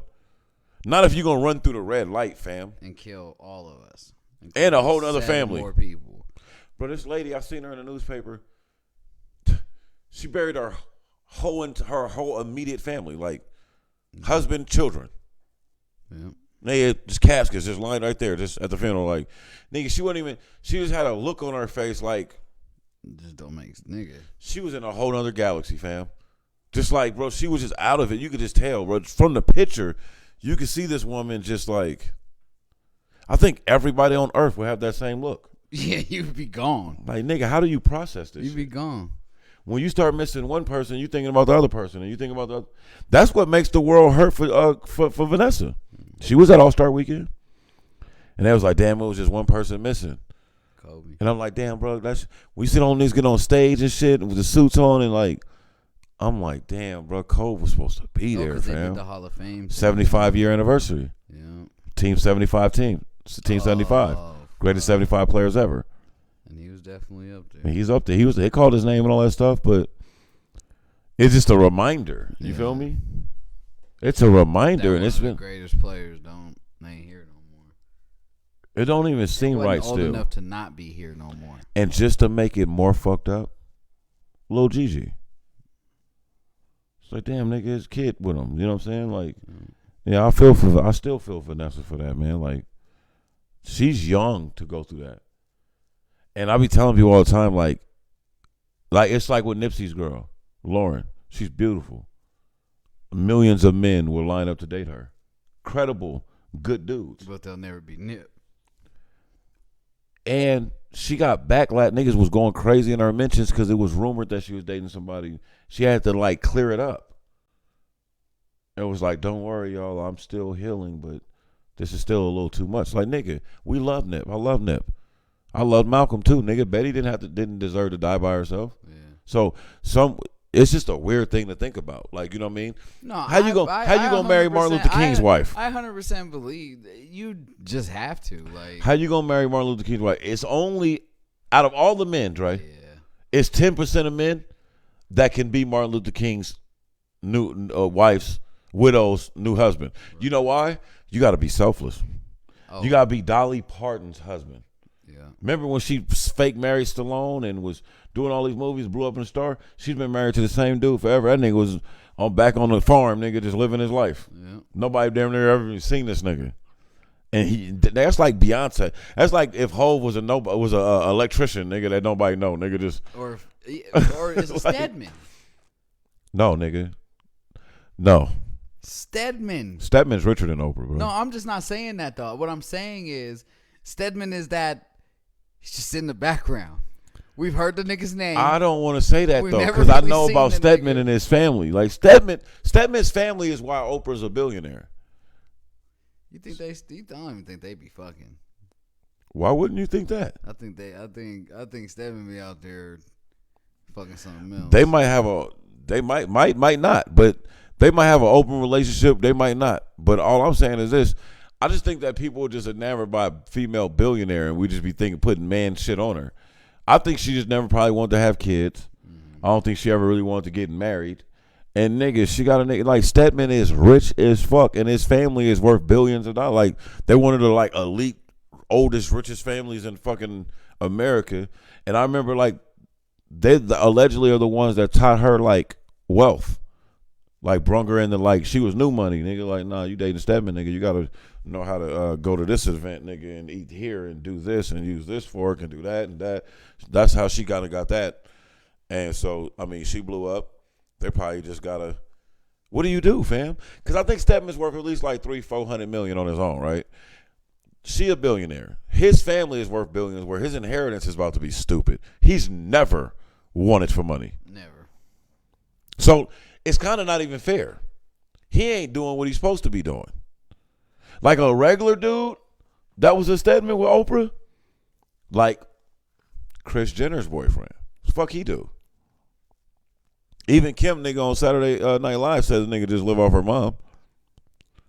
But he probably knocking them walls down, doing what he's supposed to do. I ain't gonna hold you. I'd fuck Kris Kardashian, nigga. Kris Jenner. Or Kris Jenner. She's a pretty woman. She'd get her shit smacked. And she kept her shit tight with the little surgeries and all that stuff. She's still pretty. The thing that's weird about her, you could see the jealousy in her with her daughters. I ain't gonna hold you. If I was smashing one, there might be a night I tried to wiggle through the whole house. Like Game. That's what Game did. Yeah, I might wiggle. Bro, that's what the Game did. It's well.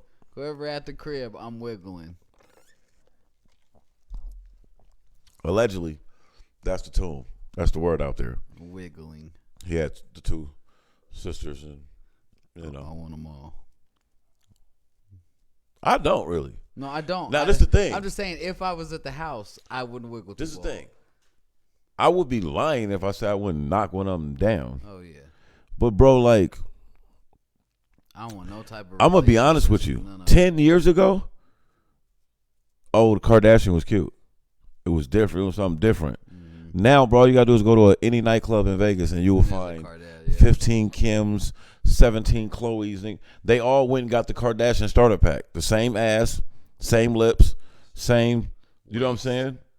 Same waist, same eyebrow, all the shit, bro. It's just like, yeah, make me look ethnic as hell without being ethnic. Give me that black girl body. That's all. It's a fag now. It's trendy. I remember when we was younger, and like we used to trip off that. Like, nah, nigga, we like a little ass. And it was all about skinny women, and we was like, we were minorities because of that. Like, niggas be like, what? Like, you like her, bro? She's a little too thick. All my man, I remember niggas on the basketball teams be like, bro, you like she's a little too chunky for me, bro. Some of the white dudes on my team now, everybody like a little piece of meat. Right. It's funny how times change, bro. Like Bitches used to try to work their whole ass off. there's girls that used to get teeth. Kim Kardashian, she said, nigga, the Hilton girls used to call her thunder thighs, used to make fun of her, but now, nigga, like. Paris don't even have the like hips to support a fake ass. Not at all.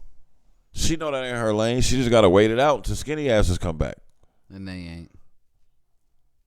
I think it'll be like it'll go that. Well, see, the thing is, if we talking about real bodies or fake, real. Nah. No, because they're They ain't squatting getting that it shit out. back. Yeah, They're they ain't getting squatting that it shit out and back. all type. They ain't getting that shit back. Women are trying to gain weight to be able to squat it out and get. I love a thick woman, but at the same time, nigga, I probably am more enamored with petite women. I'm not.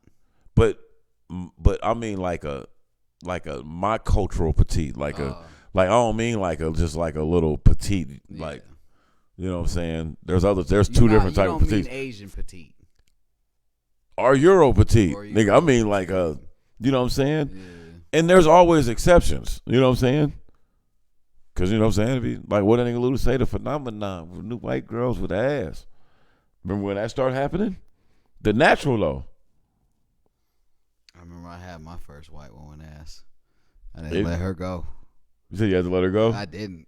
Oh, I was about to say. There wasn't a lot of them out there that was chunking like that. Yeah, I bro. was like, I need. But yeah, that shit is. I'm just talking. This is how it's funny, bro. How women, there's women that like was like held back because they had a little chunk on her little ass. I had a bitch one time. Also, now they'd be stars, boy. She stopped dating me and shit because of how infatuated with her ass I was.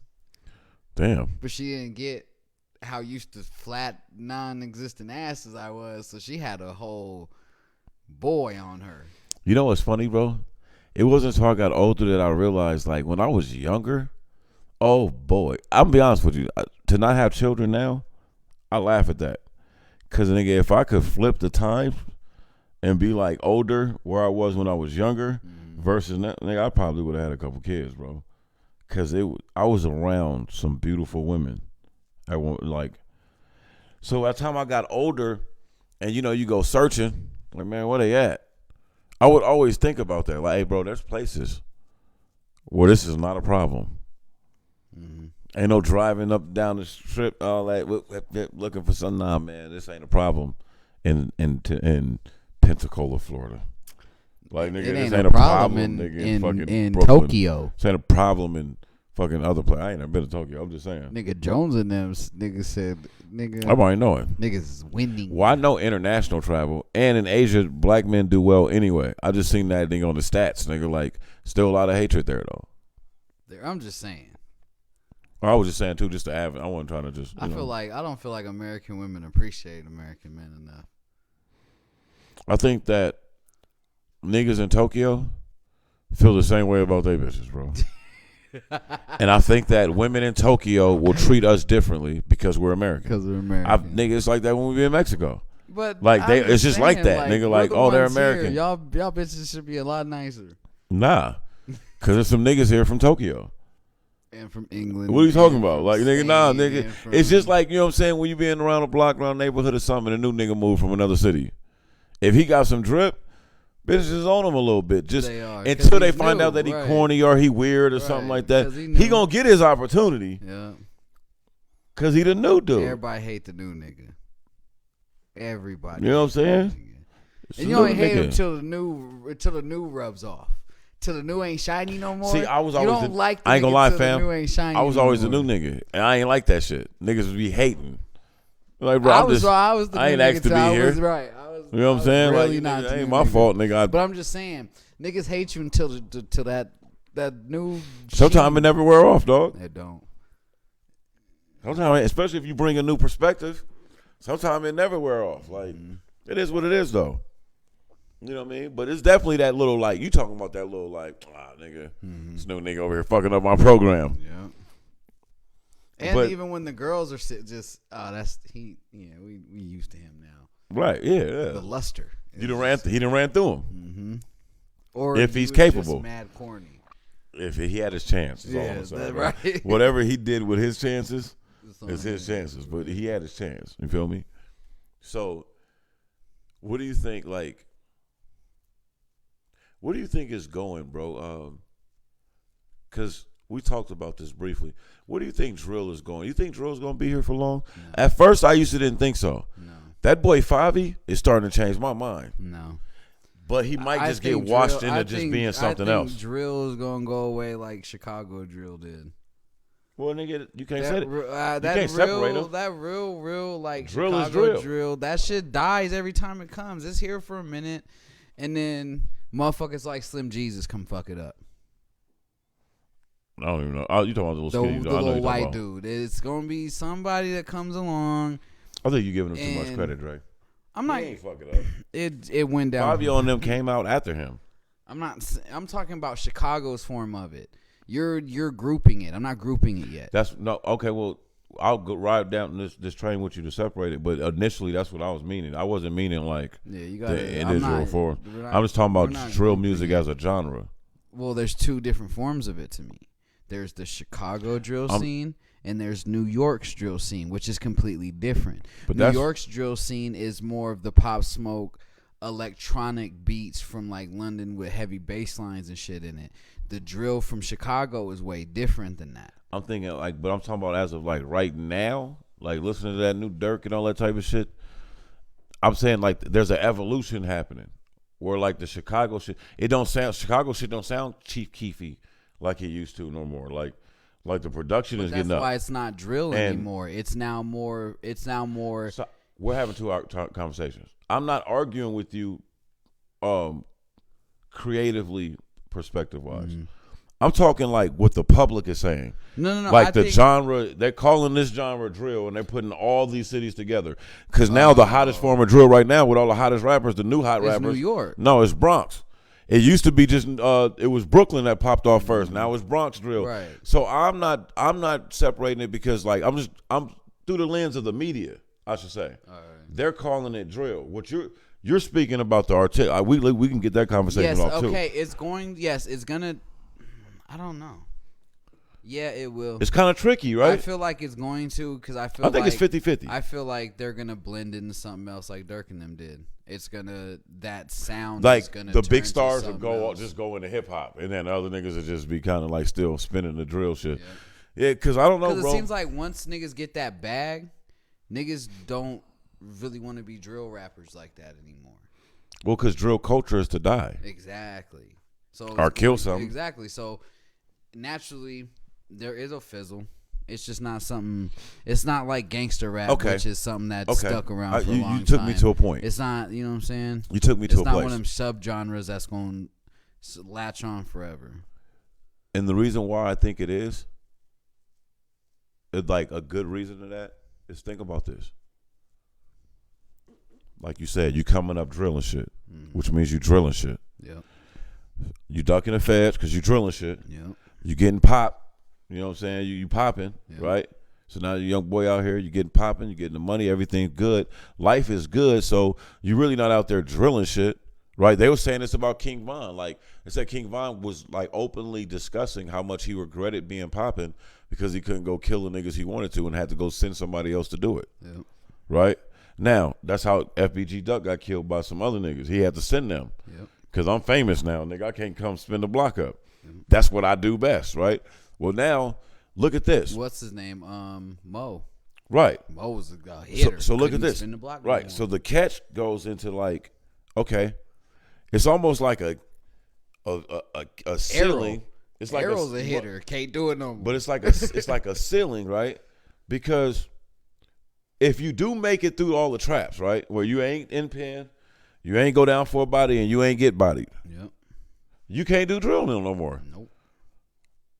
Because you ain't drilling. Can't Like, rap about no new bodies. you can't Rap drill. about no new beef. Naturally, your music is going to go into hip-hop. Yep. Like, now you just a gangster rapper, nigga, a street nigga. You a street rapper. Because look at Dirk. Before Dirk had Von to rap about again and go back to being tough and all that shit, he wasn't really that anymore. Then Von dies. Now I have another reason to drill. Now I have another reason to act like I'm gonna come kill I got you some niggas. ops now again. Right. Again, I'm on you niggas' head. Like, yeah, like, and they going back, yeah. Hey, man, when I first heard about drill music, I thought these niggas was crazy. That's the difference between New York drill and Chicago drill. Because Pop Smoke's music wasn't really about just killing niggas and all that shit. His early music was, though, before he blew up. But I'm talking about what now made drill music what it is. Pop Smoke's blow up music was way different than Chicago's drill music from start to finish. Pop Smoke shit, I think was feel more like New was York more drill, gang. I feel like it was. It was very more gang related. laden. I feel like New York drill is more of a sound than it is a shit. than it is a subculture, bro. That's why they just sat down with the mayor, bro. The mayor's trying to ban that shit. Nigga, New York is the #1 city for murders right now, and it ain't been like that for a long time. Like I said, I feel like it's a sound more than it is gonna be a subculture of hip hop. I'm not saying it ain't a fucking problem or it's some shit in the streets. Okay, I heard you wrong. No. Well, yeah, them motherfuckers out there definitely holding their end up. I'm saying musically, sonically. We're talking music-wise. Not take the street shit out of it. We're talking about is it going to stick around music-wise? This is where I'm answering your question from. I feel like the drill in New York is more of a sound because all them beats sound they sound similar, but they all have a certain vibe to them. You know what I'm saying? You talking about when the shit first started popping? I get that. I would agree with that. It's still the same, bro. Like a lot of the newer shit I be hearing now. Burn bass line. It's bro. I can pull this shit up all day. I can go to you and show you in my samples where I get my samples from. That it's now all that drill shit, nigga. I can show you they have a drill category now. You didn't and have that's what drill is. When I'm speaking, I get all that. I know the drill. I get what you're saying. The basic formula of drill. Bro. The basic formula of drill. But drill ain't just the sound, right? But no. I'm talking about musically. I know. Musically, it's just a sound. Of course, musically it's just a sound. But what I'm saying, it's just culturally, drill music is more. It's not right. You know what I'm saying? It's just like trap music is mainly a tempo. Trap music is between 70 and something beat per second. But if you're talking about the audio part of it, right? But like, there's certain niggas that would be like, bro, if you ain't selling weight, you ain't really a trap rapper, right? Exactly. Okay. I'm talking about the music, strictly music. Not what trap means to the street, not what drill means to the culture street. Okay. Right. Yeah. You know what I'm saying? See, and that's what, okay, so now on the music front. Not what drill means to the street, that's going to be around forever. Where I'm saying that it to me it's evolved is because the stars of drill now like aren't just doing drill beats. Like, no, you're right. But Pop was. They are doing, I'm not talking about Pop. Fucking, bro, it's just, hey, Favi said it best. Pop was the new king of New York. Yeah. Now I'm the new nigga in charge. Like I said, like, you know what I'm saying? I don't listen to and I ain't gonna lie, Favi is kind of nicer than Pop. There hasn't been a song that's been presented to me like Pop's was. I ain't gonna lie, bro. Pop had the energy, the swag. Pop, he embodied New York differently. I love Pop. But Favi is more like rappy. I'm just saying that nigga raps better. I'm just saying the machine isn't pushing Fabio the way it was pushing Pop yet. Well, Fabio didn't have a tragic death because they wasn't pushing Pop like that, nigga. Pop was off the strength until he died. Really, he had just started getting his first interviews on Hot 97. But I'm saying he had a single I knew of before he died. Oh, okay, yeah. Well. I've never heard of Favi's music. I still haven't heard the Kanye song. Nigga, you have. Well, that's the only. Right next to me. That's the only. Nigga, this shit hard. Oh yeah, that's the only Favi song I've ever heard. Nigga, you like the shit, nigga. We was driving to Reno, nigga, on Nas album. But that's not Favi shit. That's Favi on Nas's shit. I'm talking about Favi's sound. I've never heard. Nas went into his sound though. I've never. Heard they definitely went more into Favi's bag. And that's another thing. And that's what I like. That song was so. He bringing niggas to whatever their shit. His sound was unmemorable to me that I don't know it. See, that's because of the way you were presented by this shit. Because a lot of like niggas in the city, a lot of people, I should say, outside of the city, look at that as look at pop sound as pop. No, but that's drill. No, I'm saying, but a lot of people do that. They be like, oh, well, pop. That sound, I don't know. It's hard to explain. I can show you better than I can tell you. That sound is underground fucking. I can show you better than I can tell you. Rave music, bruh. I can show you better than I can tell you. Those beats is really underground European rave beats, bruh. And if you break them down, nigga. That bass line, the way that shit's played, I was gonna say, if you strip them, bruh, if you strip them, yeah, that's true. Put with drums, put with some hip hop drums. But you can say that about a lot of shit, bro. Nah, but that really is like depending on how shit is stripped down. Go back to like deep house and deep drum and bass and trance. That's what pop. That's not pop, but that's what drill sounded. That's what New York drill sound is. Yeah, that shit came right out of Detroit though. Yeah.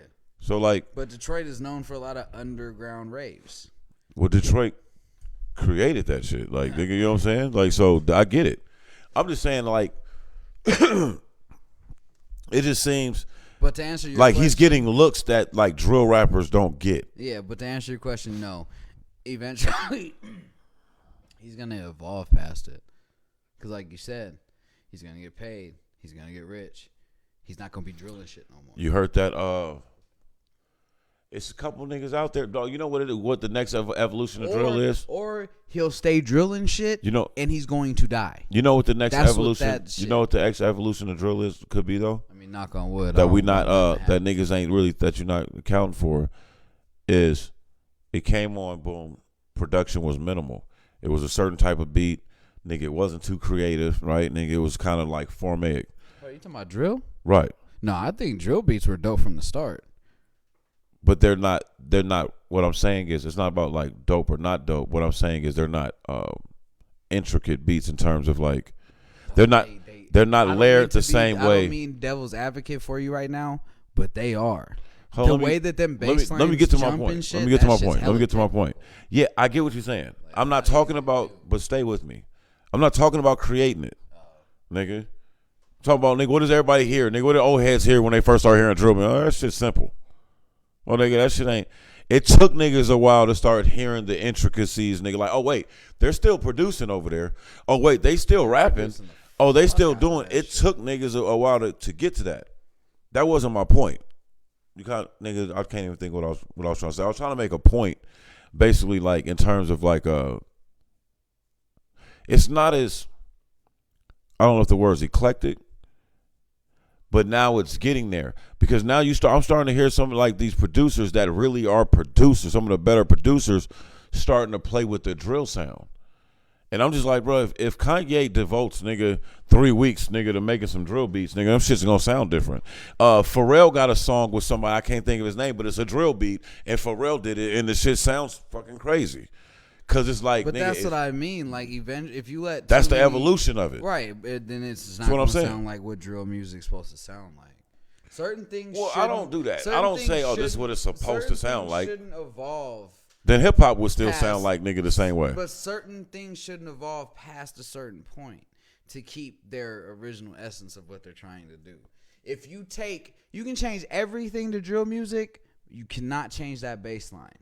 How them bass lines are played, that is the most iconic thing about it. But I guarantee in the Pharrell song, in the Kanye song, and any drill beat you hear, that bass line's doing exactly what I'm talking. It's hard to say. I know what you're saying. But at the same time, it's iconic. They playing with the bass line, but at the same time, nigga, but it's still gonna a master producer can get downs. Nigga, but the talent is infinite, and somebody's can hear that sound. I'm already starting to hear it. Is all I'm saying is that niggas are hearing that formulaic sound and be like, wait, I could do something with that, and chopping it up, and the shit still sounds drilly, to the point where I'm just now starting, you know what I'm saying? Because even if you chop something up so much, you have to take so many notes of it to make it make sense. Right. So you're still gonna need the first 3 notes. That's my point. That's what I'm saying. Is nigga, I ain't saying they're gonna just change it, but nigga, they will add in different elements. I mean, you're talking years out, nigga, possibly maybe months out. I'm just saying that the shit is evolving, and usually when something starts to evolve, it's a telltale sign that shit ain't going nowhere. The last 3 or 4 drill records I've heard made me really think. Every time I heard them, nigga, these little niggas ain't going nowhere. My opinion. And I'm gonna leave it at this. It ain't mumble rap. Drill. Get me started. drill music ain't gonna be here in 5 years.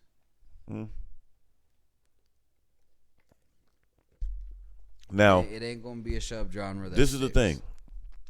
I agree with you on the one context. Like if you're saying it's just not gonna be here, I don't fully agree. What I think is the masterverse that is hip hop culture is gonna suck it in. So you're not gonna let me finish. Hold on, let me finish. So you're not going to hear it and be like, oh, that's drill. You're gonna hear it and be like, yeah, that's rap, that's hip hop. That's what I think is gonna happen. Because you used to hear gangster rap and be like, oh, that's gangster rap. You used to hear mumble rap and be like, oh, that's mumble. Between that to me, because like I said, I don't live in New York. I ain't been there since the inception of drill music. The difference between Chicago drill and New York drill is what's being talked about. And like I said, I feel like New York drill, okay, that's the way I'm going to put it. This is my opinion. Stop scrunching your damn face up. I do what the fuck I want to, nigga. Make me want to throw my phone. Fuck out of here, nigga, and stop being a hypocrite.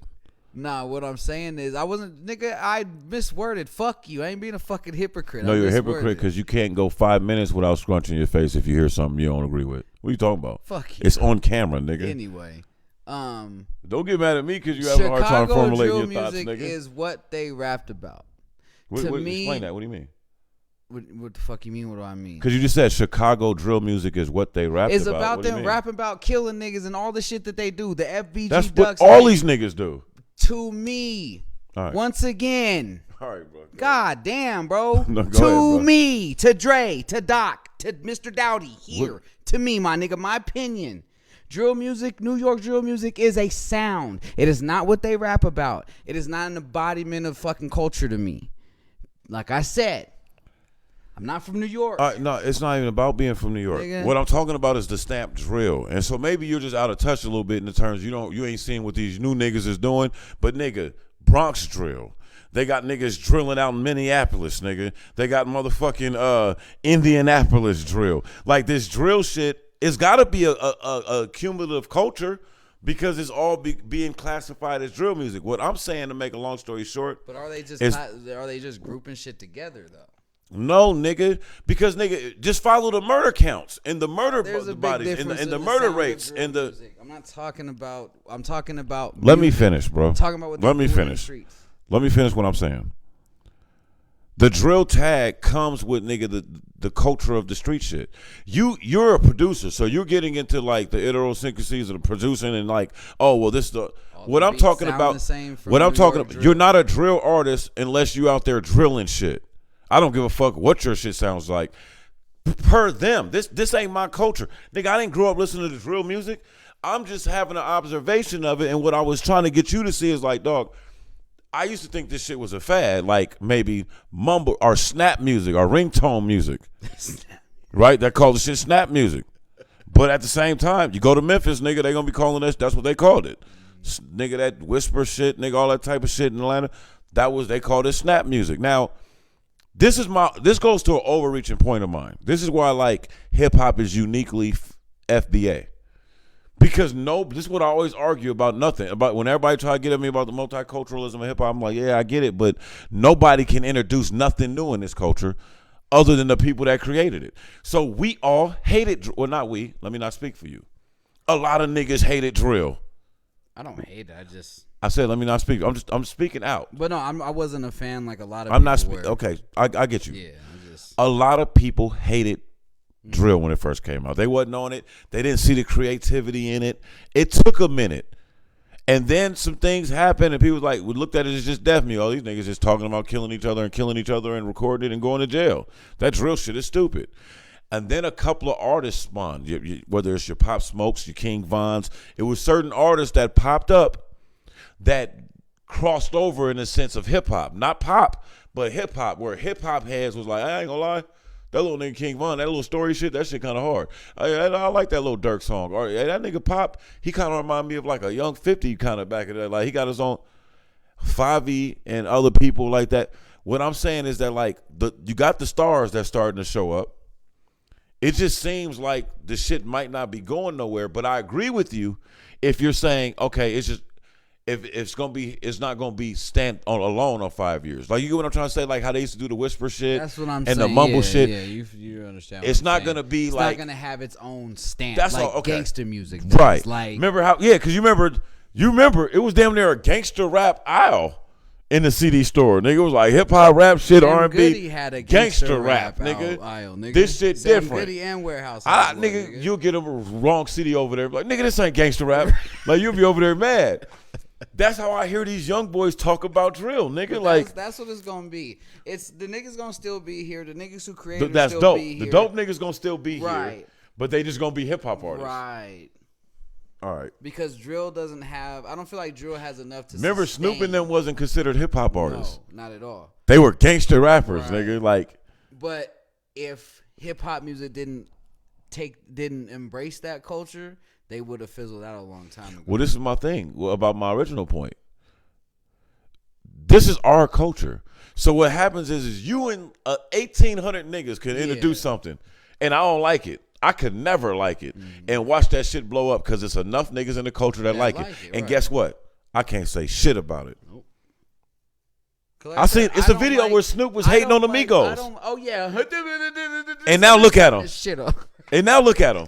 That nigga be rapping with them, buddying with them, like they stars like a motherfucker and accept it. Right. And we even listen to their lyrics now. Okay, No, wait. okay, well, and we even listen to their lyrics I'm now. the same type of. I like the Migos from the gate. I'm not, nigga. I'm not just talking about you. personally. Okay. But let's talk about drill music, right? Right. I don't like drill music. I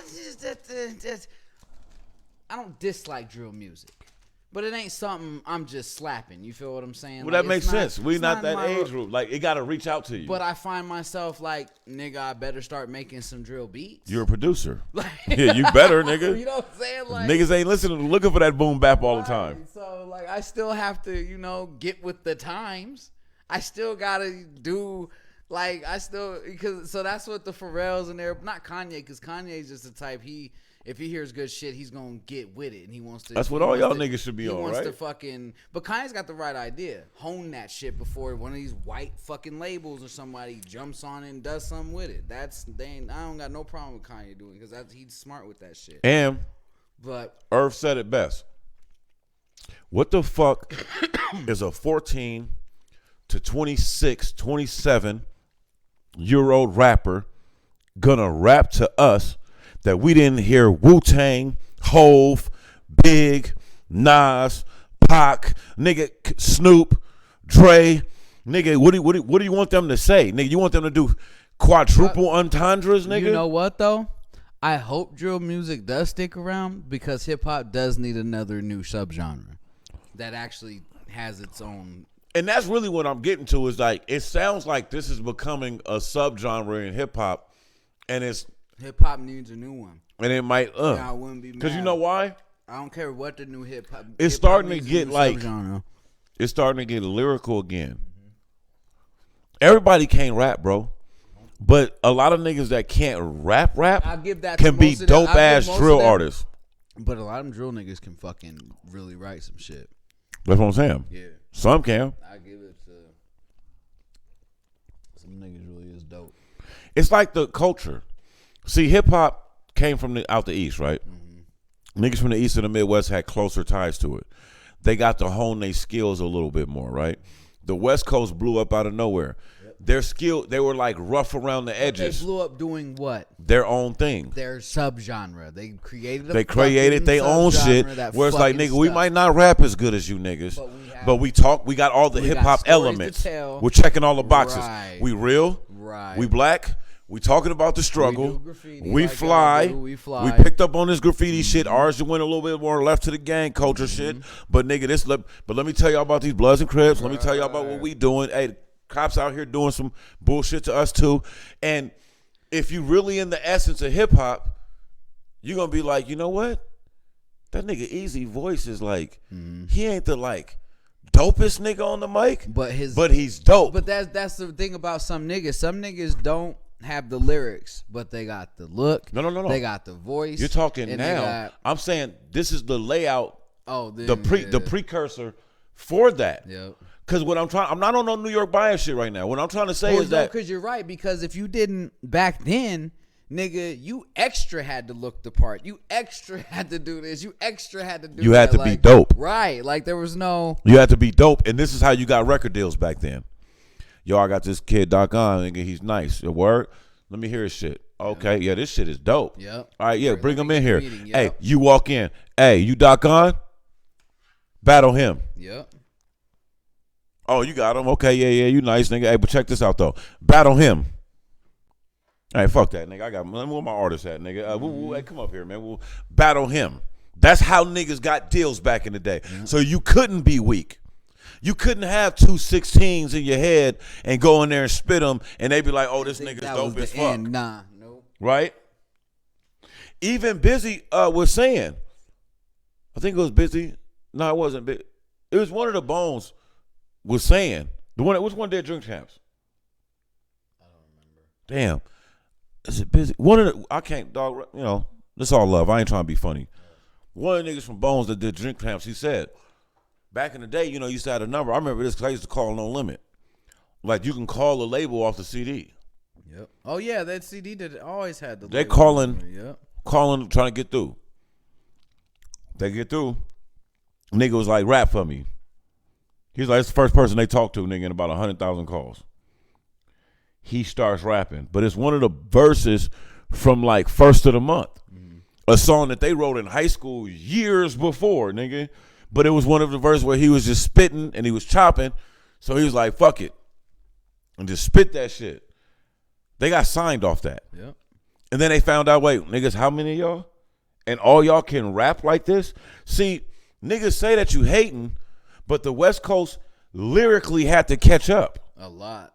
Had to catch They up. still are. Right, but Kendrick and Game and the few like. but there's a lot of West Coast killers out there though Yeah. now. Raps, there's a lot of West Coast nigga crooked out. There's a lot of West Coast assassins. But what I'm saying is that wasn't the blueprint for West Coast hip hop. No, it was gangster. It was gang shit. Yep. So you had to be kind of gangster over rapping, and if you wasn't the best rapper, but you was talking some gangster look at shit, IC. Ain't the You best straight. rapper by leaps and bounds, nigga. Right. So rapping some gangster shit. Had a long career and so as a gangster rapper. and so the thing is that he's the the second gangster rapper ever. Yep. And so when you look at the culture shift, I'm trying to get to a point because when we used to like kind of we can get tight at some old heads and this shit, nigga. Like, man, this ain't the real. This we were spoiled. We had our run. It's circular. You know how they say this shit go circle and come back around. Tell me what you think about this. I'm seeing when the drill shit first came out, dog, it wasn't that lyrical. Now it's starting to get lyrical. Nigga, I'm seeing, hey, bro, when the Migos kind of first came out, They weren't really lyrical. it wasn't really that lyrical. I just watched these niggas kill LA leakers or some shit like that. I just No, watched they- these niggas yeah, go they in. got bars. And then I'm hearing it and I'm like, I oh. was just like you. I was one of the people who They didn't figure I out had how to later. put some Yeah. bars and metaphors and entendres in there, and this shit is now saying something. Little Baby, I always felt like he had a flow, but when he did that little Black Lives Matter song, it changed his subject matter. Nigga, when Lil Durk was on the Donda album, nigga, and did Jonah, nigga, I was like, yo, these little niggas, there's depth there. There is a And lot. why wouldn't they be? You motherfuckers is living in Baghdad, nigga. And then you got the babe. You know the babe is Is a rapper, He's just a nigga. one trick pony. Can rap his motherfucking ass off. But I don't feel like he. But hold on, though. I feel no. You know what? He needs to be around some different people. I'm gonna go ahead and Stop. Let me stop what I'm Busta saying. Rhymes. Let me I won't stop. let you say it. If you put Baby around Busta No, Rhymes, I'm about to retract what I said about Baby. You know what it is about the Baby? The Baby actually has his own style. but His you want to flow see him pattern, develop a little bruh, bit more. like, Like yeah, you want to that's see him it. That's all, spread his right. wings and shit, and not be 'Cause so. he has his own Because flow, he all has of his his own songs shit. are about the same thing. But he raps Bitches, way money, too and good for that, slapping niggas. right? But he And raps way too good hella for that, good, bro. Like that nigga really. and his delivery is real. But see, this is what I'm getting back to.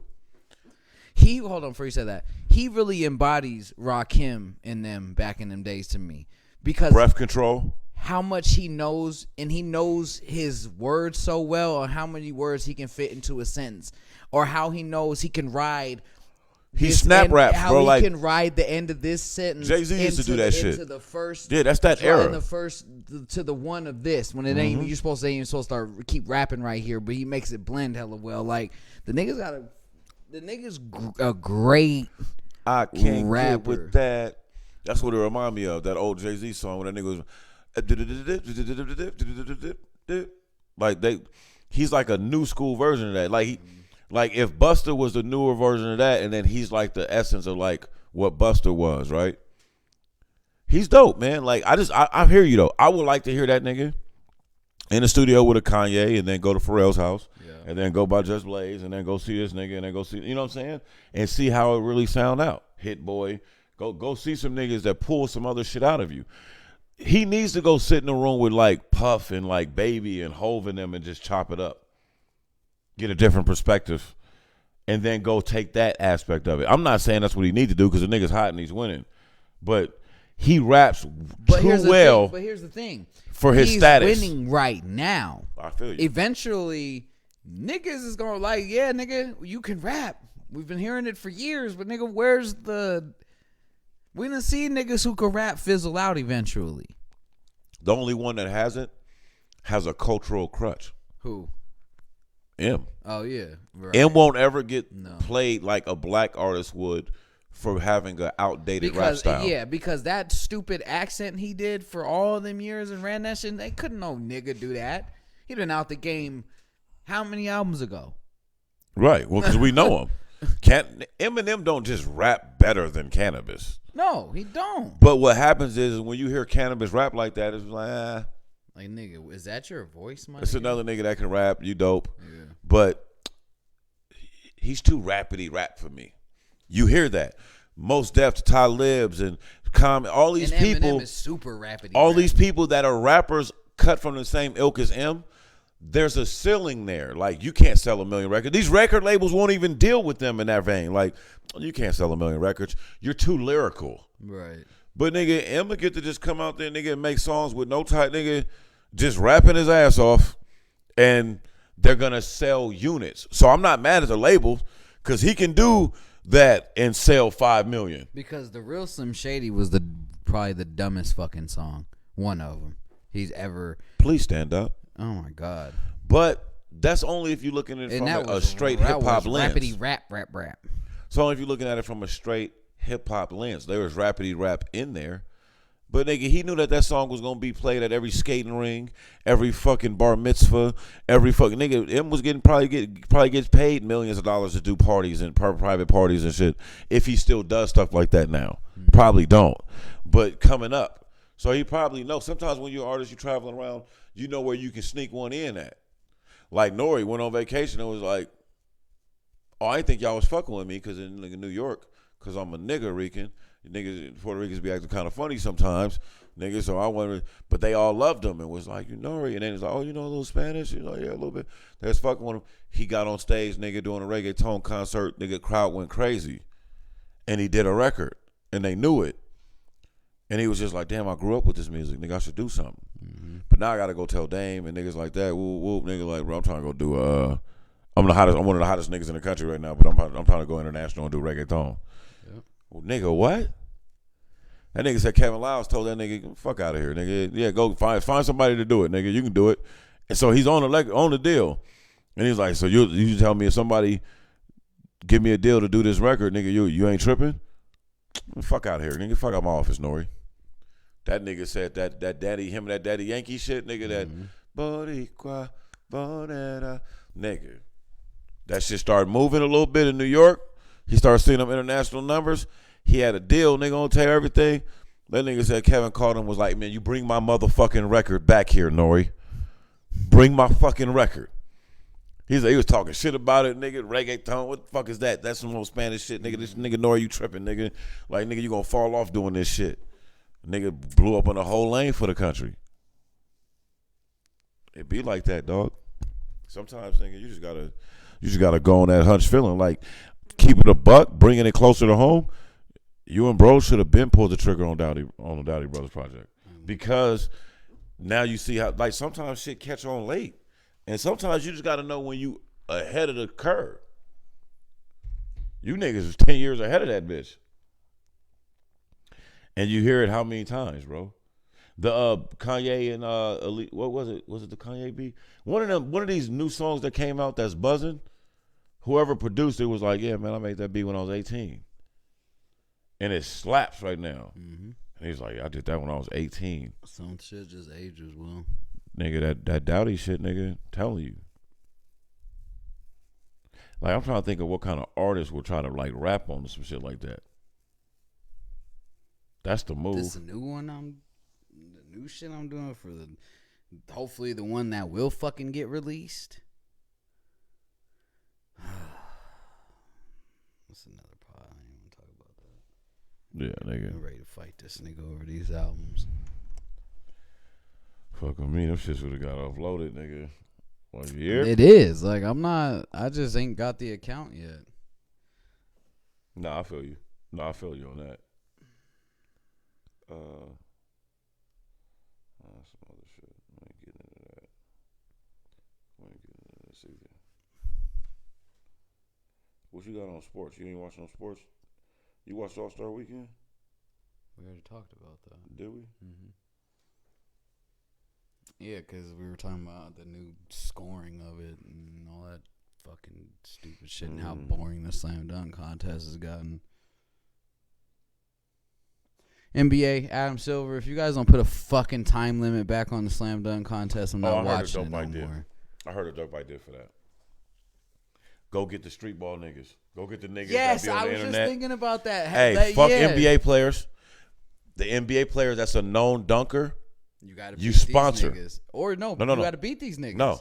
Or you just y'all had sponsor a y'all time. dunker? Okay. You sit your ass down, nigga. You Sponsor too a rich, dunker. nigga. All right. You don't want to put on the show. You Have feel me? 6 dunkers from the internet. 6, 8, whatever. 6 right? players sponsor. You do a help them contest. out. They upload their dunks. The nation votes, nigga. They come. You have the 6 players that shit represents would be them. exciting. You have the 6 players, the dunkers that's representing the dunk contest. Right. Hey, guess what? Mr. And then NBA player. And then you make it a charitable donation or Hold on, something. If your dude wins. Mr. NBA player. You still win Right. a dunk contest. But just like Team LeBron is 5-0, You're a coach. Yep. nigga, this is Team Ja Morant, nigga. Yeah. And I got this nigga right here. You might even can get 2 niggas, 3 niggas on the team. And then just, we do a tally of dunks, nigga, and our dunk that squad shit against would be bro. fun, Come nigga. on. And guess It'd what be though? fun again. Cause you know what they said? First place, nigga, get 600,000. Fuck yeah. Second place, get 300,000. Third place, get 100K, Or nigga. what if we did this? First place, 10-day contract and $100,000 10-day contract to what? to a team, nigga. Fuck out of here, Dre. That's not you tripping. No, nigga, give him a 10-day. Why, nigga? What if No. they some real hoopers though? Like, what if the niggas dunk, but they was a real hooper, had dreams, nigga? 10-day. Let me tell you. Let me explain. I'm explaining to you how this works. You could be the best basketball player that never went anywhere, right? Get this opportunity. The time gap, the attrition. A mediocre nigga on that basketball team will wash your laundry, I'm just nigga. saying, they gave motherfucking Master P deals. Don't buy that. You believe that? I've seen him in jerseys in preseasons. He ain't never stepped on no season. No, he was. And never, you understand that, right? You understand why? Right? I know that. You know that was all a ploy, right? Because he was the biggest star in New Orleans history at the time. Like I said, nigga, and he had hundreds of millions of dollars. He did it. And they used that. So I'm just saying, but like, this is the thing, though. You can say that. That's true. Okay, whatever. Yeah, he did that. Master P was not close to making the NBA team, bro. No, he wasn't. I know that, nigga. And it'd be like this right now. Like, let's say, They say Montel Jordan was supposed to fucking play ball too. let's say, I'm trying to think of somebody popping right now. Matter of fact, nigga, stop playing with me. We just seen J. Cole do this. Yeah, we did. That's it. So I'm just saying, fam. Shout out to Cole, but nigga, Come on, fam. you, hey, play pickup games, nigga. Stay Come off on, the fam. pro courts, nigga. Come on, fam. And I love him for it. Oh, for sure. But see, this is what I would have did if I was. And I'm probably thinking much more like a hooper. Coach should have hired a personal trainer, nigga, an NBA shooting coach, really nigga, a strength and conditioning coach, and a nutritionist, nigga, for a year. And then really got it in, nigga. Because that when he met that workout, remember I see how quick an NBA team gave him a workout? He'd have fucked around and made it. Because for the eye test, they'd be like, nigga, this nigga is an NBA player. Because you would have looked like one. Yep. You'd have been, he could dunk and all that type of shit, but you would have been looking like an NBA player. You'd have had that spring, nigga, Them quick twitch muscles would have been firing, and that jumper would have been hitting, and they would have gave you a more legitimate chance. You probably would have got a little You know how I found contract, out a little hooping? 10, 60 day. I took Jalen to the park, and niggas was there running the game.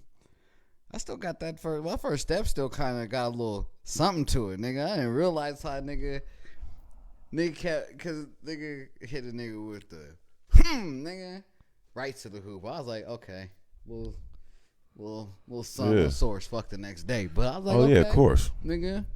But it's just funny because niggas don't know I'm naturally left-handed. So nigga was like, oh, because I always go to my favorite is a cross to the left, hard cross to the left, nigga. Go, niggas like, oh, you can't, nigga. Oh, I'm gonna make him go left. Like, nigga, no, I'm left-handed, nigga. But I remember my coach when I was in it's like 4th, 5th grade or some shit like that in biddy ball. Shout out to Q, man. We'd be at like Lee Memorial or something in tournaments. And he'd be like, Keem, play left-handed this quarter. And I'm like, what? And I was always getting coached up, so I thought nothing of it. It was like, man, we coaching. Naturally, at that age, I wasn't as nice with my left hand, but I could use it. So I'm playing left. And I remember thinking, like, coming down sideline, coach was like, make him go right. I was like, oh, that's why he told me that. And, bro, I remember that. And I remember from that moment on knowing that, like, if you're going to hoop, you got to be ambidextrous with the ball. Because I'm not as explosive. This nigga LeBron is probably one of the most ambidextrous players in history. Him and Steph. I've seen Steph come down court and, like, a nigga's, like, jump on his shooting hand and he stop on a dime and pull that shit up left-handed, and, like, nobody will even really notice it. Mm-hmm. Like, that's how quick and natural it looks. Nigga, like, bro, that nigga just shot that shit left-handed. And it'd be like 2 plays later, the sports commentator would be like, oh, my God, this last play, Steph shot that with his left hand. You're like, it's like LeBron's like you. That nigga's, I think he's naturally left-handed and plays right-handed.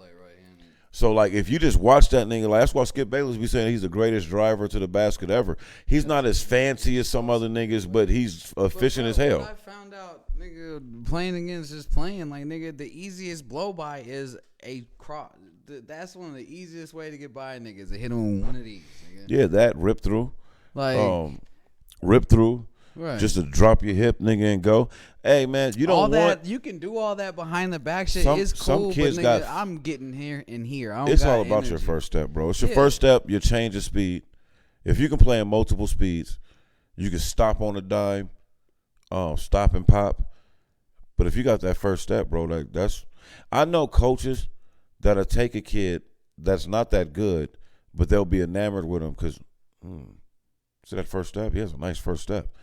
You know what I'm saying? And, like, they feel like they can work with that. Dog, my favorite move is the cross to the left, 2 steps in, power dribble stop. Good little shot. Because that power dribble, niggas still going to the hoop half the time, nigga. When I do my dip shoulder on a power dribble, bro, I'm always going to do it. I prefer to do it with my left hand, right shoulder on body. Yeah. Because what I'm going to do, I'm going to send you about 5 feet with my shoulder. Mm-hmm. I'm about to power dribble your ass, nigga. Speed until you get low, and just it's nice. Well, at least I would have at one point in time. I ain't doing none of that shit now. It's not what I do no more. I do it to see what I still can do. Nigga be doing the most. I know what I can't do, right? And that's enough. I ain't trying to get washed. You know what the worst thing to be is, like, you don't want to go tear Achilles right now, nigga. Oh. Shout out to my cousin, he did that. You don't want to go tear an ACL right now. When we ain't in the shape we were to heal from it. Fuck all that. You're not getting no money out of it. Like, bro, when niggas is risking limbs and walking with a limp, pay for that shit. You gotta have it. Cause you know what? One of my old coaches said that. I was like, man, I need to get back in shape, man. I'm getting fat. And he was just like, well, shit, just go to the gym a couple hours a day. You don't gotta do nothing work. I'm like, man. I'm talking to him like I'm older. I'm like, man, that shit ain't as easy as it used to be, man. And I started telling him one time, I was like, man, last time I went to the gym, I was on a squat rack. That nigga just stopped me like, whoa. Fuck wrong with you? So you ain't guarding no goddamn body. The fuck you squatting for? You know, you still work out like you trying to hoop, nigga. That's where you got it fucked up. You know, if you don't get your ass on an inverse, like let me tell you, Go get a I get on that sweaty. treadmill, watch a little TV, get on the bike. I'm feeling a little free. I get on a little something, lift a little something, So nigga, you and I'm out. I'm in the sauna. It was like you was in there working out he was hooping. at damn near 40. For what? And so like a lot of men don't get that. There's a lot of niggas that used to play football, basketball, baseball, used to work out, box, do all that type of shit. And when they be like, oh, I'm about to go get back in shape, they'll start doing like shit that they're trying to do. Like you start doing those type of workouts. Like, nah, man, it's time to be that old dude that's player that be running that slow ass jog, but you know he got it. Mm-hmm. That's where we at right now. You really, I think it's like, bro, you need 2 dumbbells, push up little joint, nigga, and a little mat for some sit ups, nigga. You're really good. Get out there and hit a little jog on a trail. And that's Gucci. But shit, you ain't had nothing you want to shoot on here? Because it's about that time, boy. I could wrap this thing up. Well, it's been another episode of the Always Talking Shit Show.